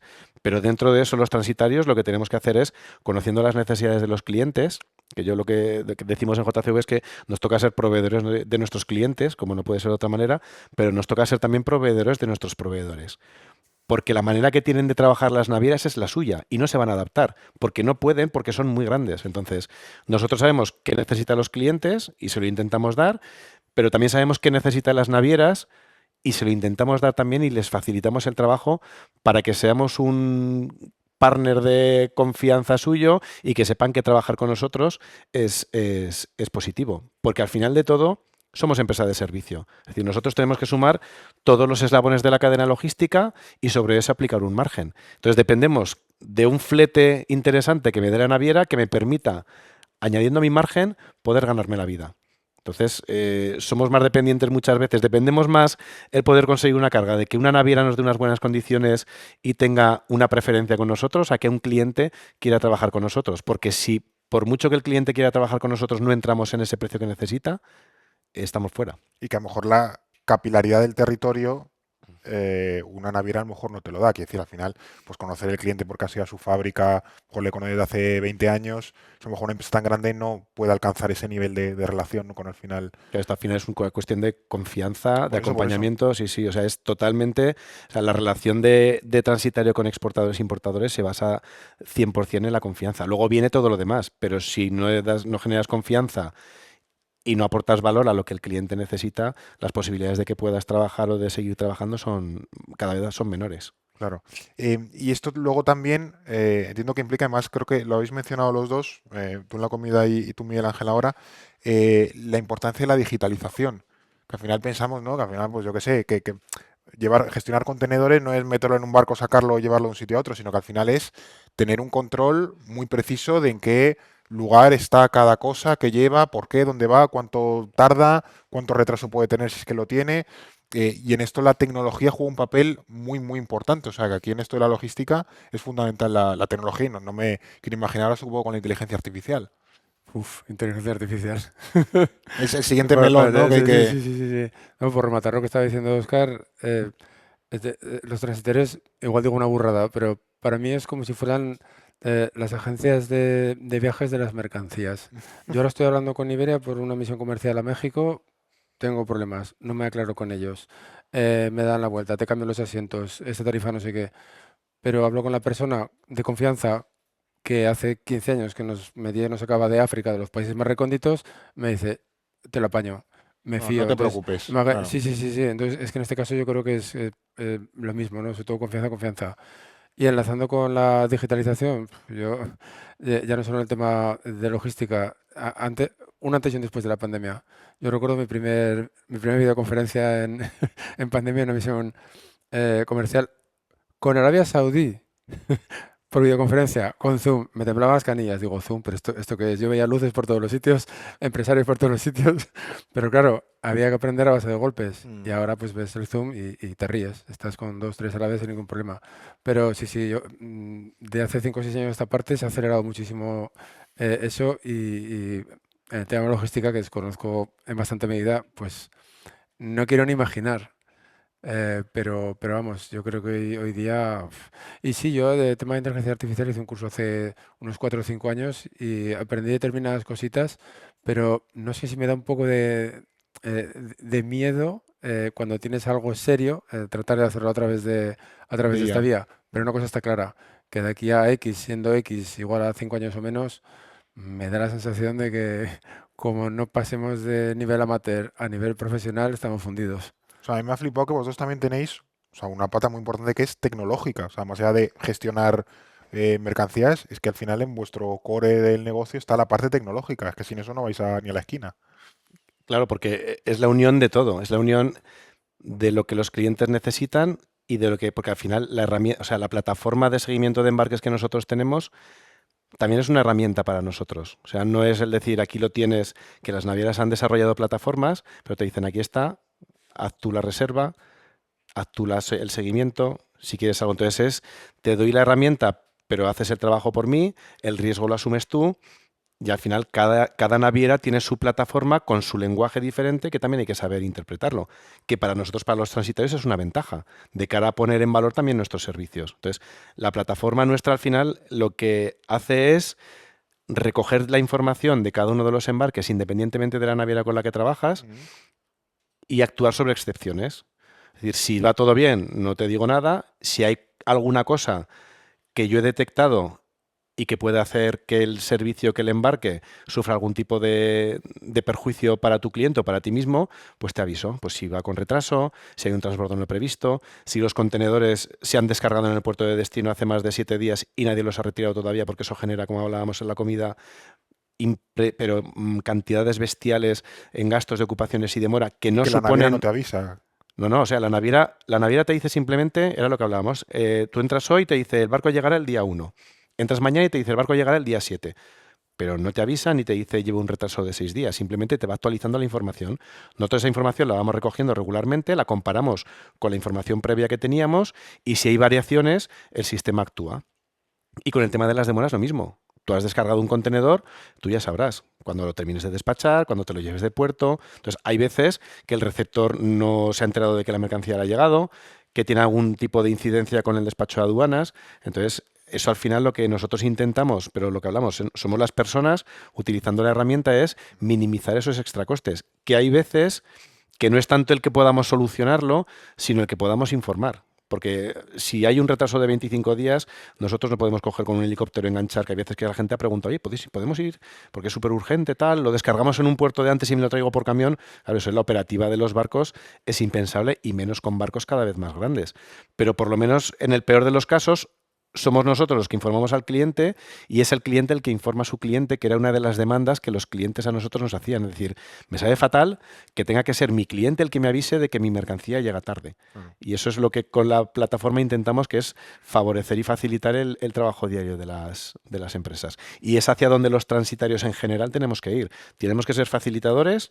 Tenemos que interconectar navieras y exportadores e importadores y a partir de ahí cada uno con sus servicios intentar aportar valor en su especialización en lo que cada uno determine. Y esto también lo están interiorizando las empresas, es decir, adoptar la tecnología como solución a los problemas, no los problemas, que a veces es un enfoque muy reactivo, ¿no? Sino incluso más proactivo de, oye, voy a intentar anticiparme a cualquier problema que yo vaya a tener, reducir riesgos, mejorar mis capacidades. Luego también, claro, aquí hablamos de pues, una crisis gorda, pero está también el tema de la normativa, aranceles, es decir, también hay una adaptación por parte de las empresas pues al final al ecosistema tan cambiante. No sé si Sí, con o sin tecnología, pero sí, adaptación, sí, ¿no? A fin sí. de cuentas. Con carácter general, sí.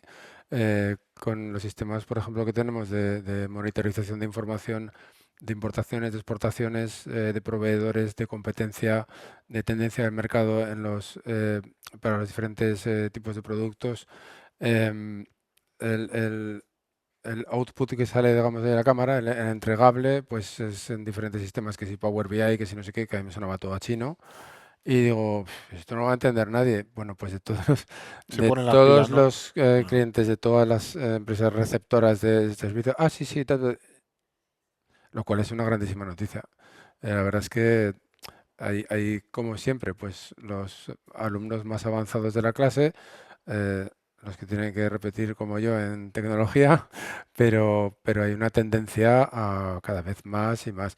Y yo lo cierto es que, aparte de los valientes que he nombrado que hay aquí en la sala y los muchísimos que hay aquí, porque estamos hablando de que en Aragón el tamaño medio de las empresas es muy pequeñito. Y yo conozco muchas empresas de entre 5 y 10 trabajadores con facturaciones de entre 500.000 y 800.000 euros que están empezando a exportar y salen fuera sin ningún complejo y sufren y van a una feria y van creciendo. Y pues la verdad es que de verdad que es un auténtico orgullo, un auténtico orgullo porque los veías hace 20 años. Hay un ejemplo de una empresa que se llama Certes Biotech que hace, bueno, pues biotecnología, digamos, en esencia. Y su CEO comentaba hace 22 años, cuando empezamos a viajar por Venezuela, cuando se podía, Se por podía ir. Colombia, por Panamá, se podía, una pena, pero... Y decía, esto es muy fácil, los primeros 30 meses a palmar dinero. Y en este caso, España fue el país número 17 en el que vendieron. Es decir, vendieron en 16 países antes que en España. Y de esto hace 22 años. Mm. Y en 20 años están pues por encima de los 150 millones de facturación, con 200 y pico personas, y empezaron en vivero de empresas. No me digas, es que eso es música celestial, pero como ellos, otros muchos. Bodegas pequeñitas, que pues les hicimos una asesoría hace 15, 16, 17, 18 años, y están ya vendiendo a 20, a 30, 40 países, en Estados Unidos, en varios estados. El tamaño sí que importa, pero si no se tiene, se pueden hacer muchas cosas. Entonces, y sí, digitalización, desde luego, para sorpresa agradable mía y de todos nosotros, sí que se está avanzando mucho, mucho. Renovarse o morir, ¿no? Sí, es lo que pide un poco el contexto Mm. actual. También me la habéis dejado un poco votando para la siguiente pregunta, que es un poco general, pero ¿en qué situación veis? Porque al final tratáis con muchas empresas. ¿En qué situación veis a la empresa española, sea importadora, exportadora, ¿no? ¿Está preparada? ¿Quiere salir fuera? ¿Tiene ganas? ¿Tiene miedo? O sea, ¿cuál es un poco el feeling que hay ahora en la empresa, pues al final que se relaciona con el mundo? ¿Cuál es ya digo, cuál es el sentir en general? Yo particularmente creo que precisamente por todas las tortas, a lo mejor si la situación actual no hubiera venido de lo que venimos arrastrando desde el año 2020, habría sido una situación totalmente diferente. Pero yo tengo la sensación de que la gente va hacia adelante. Antes de empezar lo comentábamos arriba en las oficinas, que el año está siendo bueno. Y tenemos motivos para que el año fuera un auténtico desastre. Mm. Empezando por la inestabilidad que el señor Trump está metiendo en todo el mundo, tenemos la guerra todavía de Ucrania, tenemos el tema de Israel y Gaza, los desvíos por Buena Esperanza. O sea, hay una situación de incertidumbre. Si nos ponemos a mirar aspectos negativos, tenemos un montón. 2025 pintaba mal Y los está cumpliendo. y está siendo mejor de lo esperado. Sí, sí.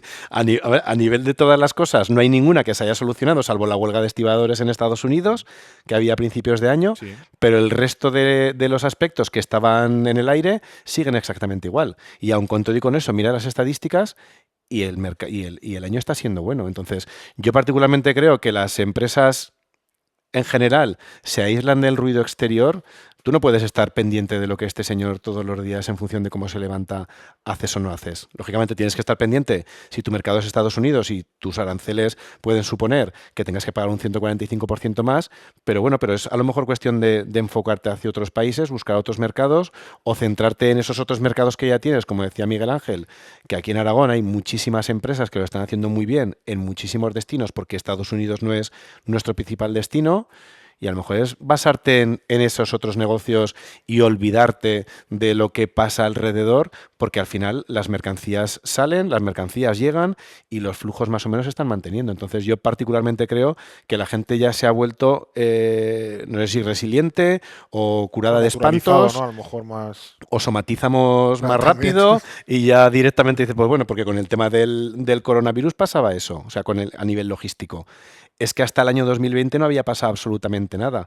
Los barcos tardaban todos 30 días entre Barcelona y Shanghái, servicio semanal, salida los sábados. Tardaba 2 días más y había gente que decía, hostia, 2 días de retraso, coño, que estamos hablando de un tiempo de tránsito de 30 días y estamos dando la vuelta a medio mundo. Claro. Entonces, era lo normal el llegar en fecha. Y a partir de ese momento, también hay que ver que yo creo que las navieras han visto en menear el avispero y en generar tensión una posibilidad muy buena de poder subir y bajar los precios más rápido, que junto con las plataformas digitales que han desarrollado tienen la información directamente sin depender de terceros como pasaba antes. Entonces, ahora el booking lo hago yo directamente en la plataforma de la naviera. No tengo que ir a través de un consignatario, de un puerto determinado, con lo cual la naviera te lanza un aviso de incremento de flete y espera a ver qué ocurre.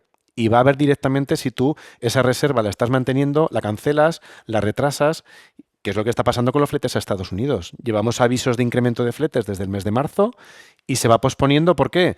Porque las empresas no responden con urgencia a hacer una reserva, directamente esperan, cancelan y ver qué pasa. Y como las navieras ven que el mercado no responde, como la información es tan directa, ahora mismo tienen la posibilidad de poder ajustar mucho más rápido el flete, tanto a la baja como al alza. Porque ha pasado cuando se ha recuperado la relación entre Estados Unidos y China, que los fletes en una semana se han puesto otra vez por las nubes a nivel de importaciones. O sea, que hay como que han perdido cierta capacidad de negociación o de presión el cliente frente a la naviera. Más que nada que ahora mismo la naviera ya tiene una herramienta mucho más rápida Claro. para testear el mercado. Antes había muchos más filtros y la información llegaba mucho más tarde, Claro. pero ahora mismo la información es directa. Entonces las subidas ya no son antes en tiempos y te subían que, oye, que me están diciendo que suben $100. Y decía, hostia, $100, pues venga, va, 50. Pues venga, va, 50. Ahora no son 50 ni son 100, ahora son 500 y de golpe. Al Entonces, segundo, ¿no? En claro, las directo. oscilaciones son, y vuelvo a lo mismo. ¿Qué mercancía metes dentro del contenedor? No es lo mismo meter alfalfa que meter una mercancía de alto valor añadido que a lo mejor pueda absorber mucho mejor esos $500. Si ya estás ajustado a nivel de precios compra-venta con un cliente y tienes que incrementar un precio en $500, a lo mejor esos $500 haces que estés fuera o dentro de un mercado. Con lo cual, el perder una relación con un cliente, hacerla cuesta muchísimo. Nosotros, en un estudio que hicimos hace unos años, determinamos que entre 4 y 5 años tener un departamento de exportación estabilizado. Pero perder un cliente, ¿cuánto vale? ¿Por qué te ha subido un flete o porque no da servicio o porque en vez de 35 días ahora tardas 60? Porque Claro. das la vuelta por el Cabo de Buena Esperanza. Entonces, son todas esas cosas que por la escalabilidad y por las economías de escala y por la magnitud de las navieras muchas veces no entran a valorar el detalle pequeño. Y vosotros en la cámara, retomo un poco esa pregunta, ¿no? ¿Qué feeling o qué sentir veis en las empresas? ¿Cómo perciben el mundo ahora mismo y cómo quieren enfrentarse en el buen sentido a él? ¿Cómo quieren abordarlo? Yo creo que han hecho callo por todo lo que lleva pasando desde los últimos 4, 5, 6 años, porque dices que aparte del meteorito que tenéis ahí en vuestro, aparte del Es lo que meteorito, falta, básicamente. yo creo que ya es lo único que falta, o casi. Entonces, sí que es cierto, los últimos 2 años decíamos incertidumbre, incertidumbre, y ahora otra cosa más, y ahora otra piedra más. Pues a pesar de eso, la serie temporal de exportaciones no ha dejado de crecer, ni siquiera el año de la pandemia. Ojo a eso, por la inercia que ya llevaba. Vale, hay que descontar inflación y todo esto, cierto, pero por ejemplo, el dato del primer trimestre de exportaciones, extrapolando el sector automoción, que aquí evidentemente tiene muchísimo peso Stellantis, pero extrapolando eso, se ha rozado casi el 10% de crecimiento. Y luego ya bajando a la tierra o al barro, mejor dicho, en la trinchera, eh, la gente, las empresas están muy lanzadas, cada vez confían más en sí mismas. Yo recuerdo que en noviembre recibo un mensaje a las 2 de la mañana del analista de la oficina comercial de la Embajada de España en Argelia. Me dice, "Ya van a abrir el mercado". Digo, ¿cómo lo sabes? Dice, porque conozco al ministro de Finanzas. Digo, y me manda la carta firmada. Y al día siguiente le digo a nuestro director, vamos a hacer una misión a Argelia. ¿Qué? Me llama un compañero de otra cámara y me dice, ¿estáis locos? Bueno, pues la primera cámara que hizo, que la cámara no hay que olvidarlo, son las empresas y no es otra cosa. Hmm. El primer grupo de empresas cameral que hizo misión comercial al acabar la pandemia fue la Cámara de Zaragoza, y el primero que repitió misión nada más abrir el bloqueo fue la Cámara de Zaragoza. Y había gente que decía, pues igual te van 3 o 4. Bueno, pues 14 valientes. Y es que hay muchas ganas y mucha resiliencia. Y no sé, igual será porque somos baturros, pero yo vendo aquí, no voy a decir por qué. Yo vendo aquí y vendo aquí. Y es así. Y luego te encuentras sorpresas muy agradables, porque em, yo no recuerdo nunca, pues cada día después de una misión comercial, vamos a cenar, cómo ha ido el día, contar nuestra experiencia, tal. Y dicen, ojo, pues tengo un problemón para mañana. ¿Cuál es el problemón? Dice, pues es que los 4 importadores que he visto hoy querían cenar conmigo y no sé cuál decirle que sí. Y digo, pues bendito problema. Sí, sí. Entonces, claro, también hay que ser valientes, ¿no? Y claro, pues si el mercado este argelino lleva 2 años y medio en barbecho, no iba nadie por allí, pues ellos también lo agradecen, ¿no? No hay, Claro, no hay ellos que también ir, necesitan no hay que ir clientes y siempre a proveedores, lo, a claro. lo, a lo fácil, pero con todas las dificultades del universo, porque, bueno, pues yo estoy muy en contacto con empresas, les visitamos, pues cómo vais, qué necesitáis, qué problemas hay, a ver si podemos ayudar en algo. Y, pues nos estamos volviendo locos, pero cada vez una chinchetita roja en un país nuevo. Y al final eso es un efecto multiplicador. Y al final eso es pues más facturación, más empleo, más trabajo y suma para todos. Y luego un poco como el siguiente paso, no sé aquí si estaréis de acuerdo o no, si las empresas han adaptado su forma de trabajar, y me explico. No sé si los españoles siempre hemos sido, cosa que está bastante bien y es muy valioso, como más de improvisar que de planificar. Que eso tiene, insisto, pros y contras. Díselo a los alemanes, ¿no? Que como tengan que improvisar, los pobres colapsan. Pero no sé si con todo lo que ha pasado en los últimos años, que si la pandemia, los UTIs, Suez, no sé qué, ha cambiado el perfil a, bueno, tengo que ser más consciente de que tengo que planificar más, mirar más a largo plazo, tener a lo mejor una cosa más diversificada y que no puedo ir un poco a la aventura de a ver qué me encuentro y seguro que me sale bien. No sé si habéis visto un cambio o no, si la empresa española está mejor preparada que a lo mejor antes de la pandemia para relacionarse con el mundo. ¿Eso cómo lo veis? Que está mejor preparada, sí. La flexibilidad que antes Es teníamos, el cómo también, ¿no? claro, la flexibilidad que nosotros teníamos antes a nivel logístico, esa la perdimos, pero porque por parte de autoridades portuarias y navieras, porque los barcos antes no eran semejantes megabuques, antes te venían barcos de 400, 500 teus a la terminal y tú cargabas y el mismo día que estabas cargando, por la tarde estabas en Barcelona y ese contenedor entraba a puerto porque además no hacía falta, hubo una temporada en la cual no te exigían que el contenedor físicamente estuviera dentro de puerto para poder despachar, mientras estaba bajando a puerto estabas despachando de aduanas, entraba el contenedor en el puerto y estaba entrando el barco en el puerto y tú estás con el contenedor dentro de la terminal. Y eso a las empresas pequeñas que teníamos flexibilidad nos daba un plus bestial como transitarios y a las empresas exportadoras. Claro, por parte de las navieras empiezan a poner limitaciones y por parte de las autoridades portuarias, pues 48 horas de closing time antes de que el barco llegue a puerto, tantos días y cada vez además lo van adelantando más porque cada vez los barcos son más grandes y necesitan más tiempo de operaciones, Claro. con lo cual la planificación del barco tiene que ser más larga. Entonces, eso lo que hace es que por narices tengas que entrar en un sistema más Rígido, ¿no? germano, Claro. en lo cual tienes que ir cumpliendo con los closing y no tienes la posibilidad de llamar al contacto que tenías en tiempo en la consignataria, que decías, hostia, va, aguántame lo que llegamos. Entonces aguantaba hasta última hora y estaba esperando el despacho porque eso al final, coño, te daba vidilla y al final también te permitía diferenciarte. Y ahora lo malo es que a los clientes hay ahora ya lo saben porque ha pasado ya un tiempo, pero esa flexibilidad que en tiempos teníamos no es que la perdiéramos o que no quisiéramos tenerla, es que nos iban cortando también poco a poco las alas. Y en cuanto al tema de la flexibilidad, necesitas planificación, pero hay que tener cuidado, y comentábamos en la comida, con el cambio, por ejemplo, de alianzas que ha habido en febrero de este año, Ujú. hay que tener muchísimo cuidado, porque es que una misma naviera a un mismo puerto de destino, hicimos una comparativa y de un barco a la semana siguiente, la diferencia de tiempo de tránsito desde Barcelona hasta Melbourne, en Australia, eran 32 días. Es decir, tú salías una semana después y llegabas un mes antes que el barco anterior. Entonces ya no es una cuestión de qué naviera, qué salida. No demos por hecho que el primer barco que sale es el primero que va a llegar, Claro. ni incluso con la misma naviera. Entonces, ahora mismo MSC, que por cierto ahora ya es la número uno, no es Maersk, que ya dejó de ser el año pasado, MSC tiene dentro de sus mismos orígenes y destinos diferentes servicios, las diferentes alianzas hacen que los cambios en las rotaciones, los tiempos de tránsito sean diferentes, entonces te tienes que flexibilizar, no de pensar que la cadena va fabrico, embarco, transporto y llego, sino cuándo necesito llegar y en función de cuándo necesito llegar, Ir hacia miro atrás, qué ¿no? tiempo de tránsito hay, más o menos, o qué tránsito tiene cada uno de los barcos y entonces fabrico. Pero teniendo en cuenta que esos barcos pueden cambiar el tránsito de un día, o sea, de una salida para otra.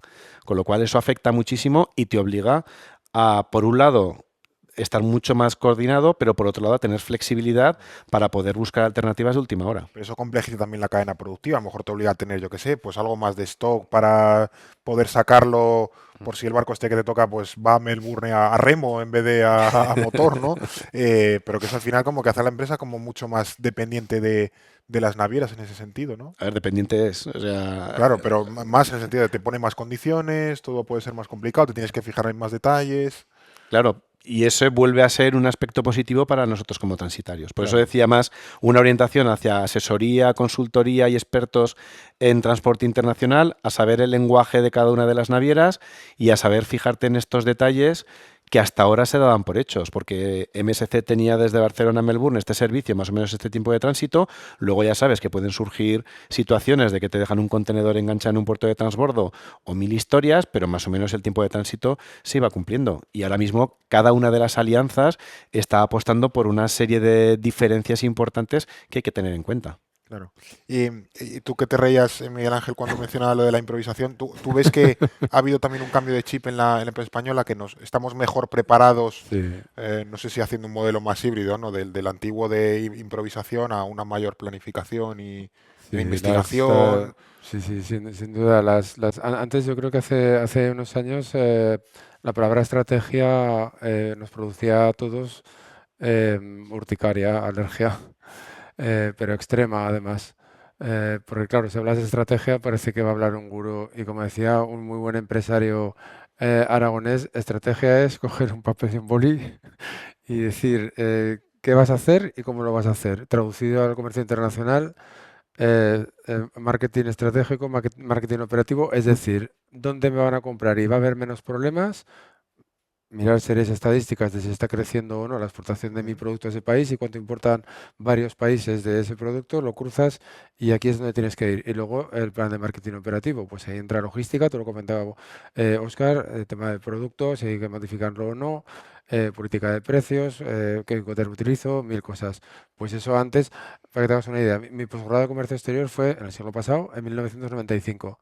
Y había un profesor que nos decía, convencido, porque era así y era un empresario que estaba vendiendo, es conveniente empezar a vender por Andorra, Portugal y Francia. Y tal, Andorra, Portugal. Pero a día de hoy, si tú pides un plan de internacionalización a una consultora, a Aragón Exterior, a la Cámara de Comercio, a quien sea, y en el plan de internacionalización, una vez que hemos cruzado todos los datos, te dice que tu producto tiene nicho en Indonesia, en Malasia, en Singapur y en Vietnam, Adelante, pues vete allí. claro. Suena raro porque dices, hace 10 años hicimos una misión comercial a Nigeria y llamo al consejero de la embajada y me dice que no vengan bodegas. Digo, ah, claro, porque es un país musulmán. Dice, no, porque está esto saturado de vino. No somos 200 millones, pero hay un 5% de millonarios que están bebiendo Rioja y Ribera del Duero.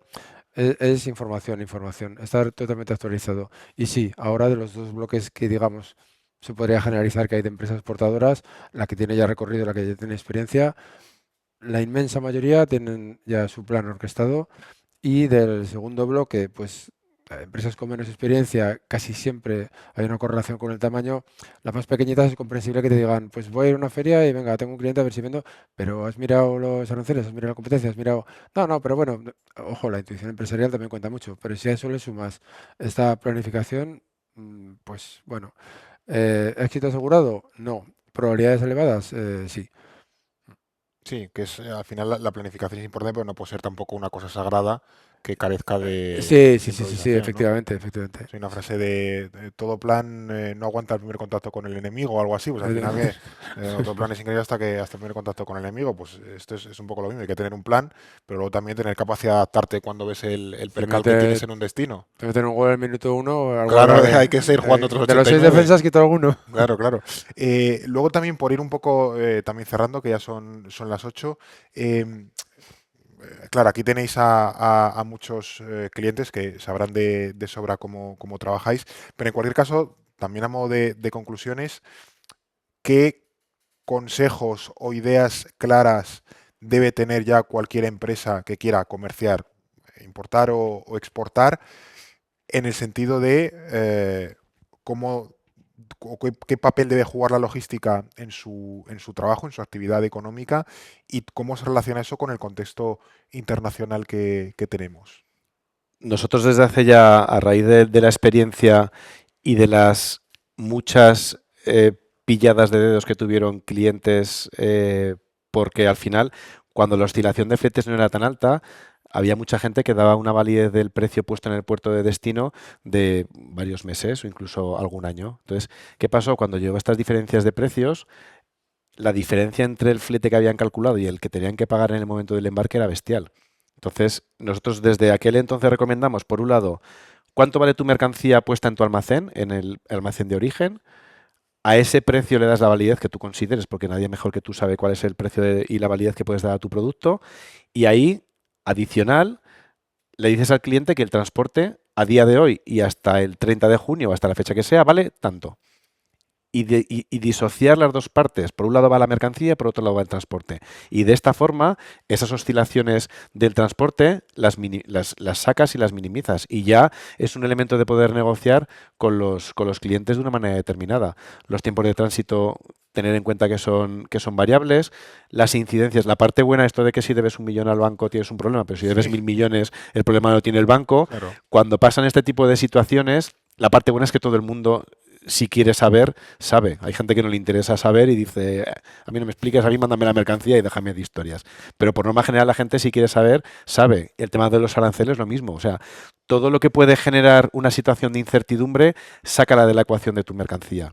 Y aparte, información, flexibilidad y lo que hablamos, la máxima información posible para que si pasa algo, que no haya nadie que pueda decir, hostia, esto no me lo esperaba yo, sino que toda esa información la tengas para que te sirva y que genere valor. Que el transporte puede generar valor con el tema del seguimiento, con el tema de la información en el momento adecuado, con el tema de poder detectar incidencias, y al final son todas esas cosas las que sirvan para incluso aportar más valor a la mercancía en algo que hasta ahora era una commodity, porque el transporte se había visto siempre como una commodity, era Claro, que como un trámite, ¿no? Que un había elemento más que por narices tenías que Claro. hacer y que por norma general, si pasaba algo, eran problemas. Pues bueno, la idea es que genere valor y que pueda ayudar a las empresas incluso a poder vender más, porque saben que tienes un mayor control del embarque, mayor de la mercancía, y al final es todo eso elementos que pueden ir sumando. O como un elemento competitivo, en el sentido de si llegas antes al mercado y con menos riesgos, puedes anticiparte a lo mejor a tu competencia por haber confiado a lo mejor en un transitario y no en otro actor. Y en el tema de la información, Claro.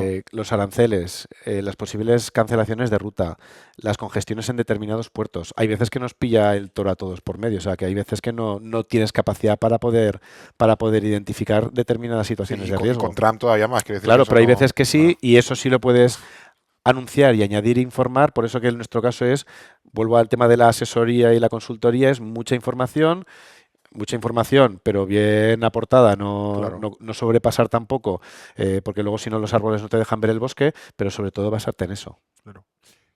Y también así un poco a modo de conclusión que deben tener, al final como vosotros tenéis como una visión como un poco más macro, que deberían tenerlas en cuenta las empresas a la hora de pues, importar, exportar, un poco a modo de, no sé si buenas prácticas, conclusiones, consejos, Pues en este contexto, claro, que sí, es sí, lo que ha dicho sí. Oscar, que el percal si cambia cada día, pues es más complicado. Sí, hoy le han parado un poco, le han parado, se supone, los pies a Trump, pero A ver mañana, lo que dura también, mañana, claro. pues hasta mañana a las 7 de la mañana Mañana. con la siguiente ocurrencia. Pero, pero bueno, coincido con Oscar. Es que el tema de la estrategia que ya no da alergia es que es básico esa planificación. Luego hay que tener cintura, evidentemente, ¿no? Porque va a haber contingencias, pues día sí, día también. Pero el tema de la planificación, hombre, un plan de internacionalización no puede ser a 5 años, evidentemente, porque dentro de 5 años es como un movimiento acelerado de las placas tectónicas, ya no tendrá nada que ver. Pero a 24 o 30 meses sí que hay que Que se tener hablen. sí, esa media docena de países que sabes que sí o sí tienes que atacar, ver todas las problemáticas que pueda haber, pues eso, oferta, cuánto importa, cuánto produce, qué problemas hay, no solo aranceles, sino también barreras no arancelarias, competencia, normativas, lo mencionabas antes, tema de normativas, reglamentos. Mm. Ahora mismo en Marruecos, un país sencillo, en teoría, pues están cambiando normativas del tema de conformidades de certificados de conformidad y empresas que llevan pues 2 décadas exportando a Marruecos, ahora está la mercancía ahí parada. ¿Ahora qué hacemos? ¿Esto quién lo paga? El marroquí dice que no sabe nada. Entonces, bueno, pues primero estrategia y segundo apoyarse en profesionales, sean transitarios que tienen remedios para todo, ¿no? Pero para muchos sí. Yo lo he visto sentar cátedra cuando vienen a los desayunos de cámara, sea el país que sea, pues ya no solo es decir un precio, una naviera, es también experiencia de qué pasa en el puerto de Argel, qué pasa en el puerto de Orán. En Filipinas hay 3 puertos, pues siempre lo mandamos a este, pues siempre te sale con unas de la manga diciendo, pues este otro está mucho menos congestionado. Claro. Entonces, esa información, sea a nivel logística o de bancos.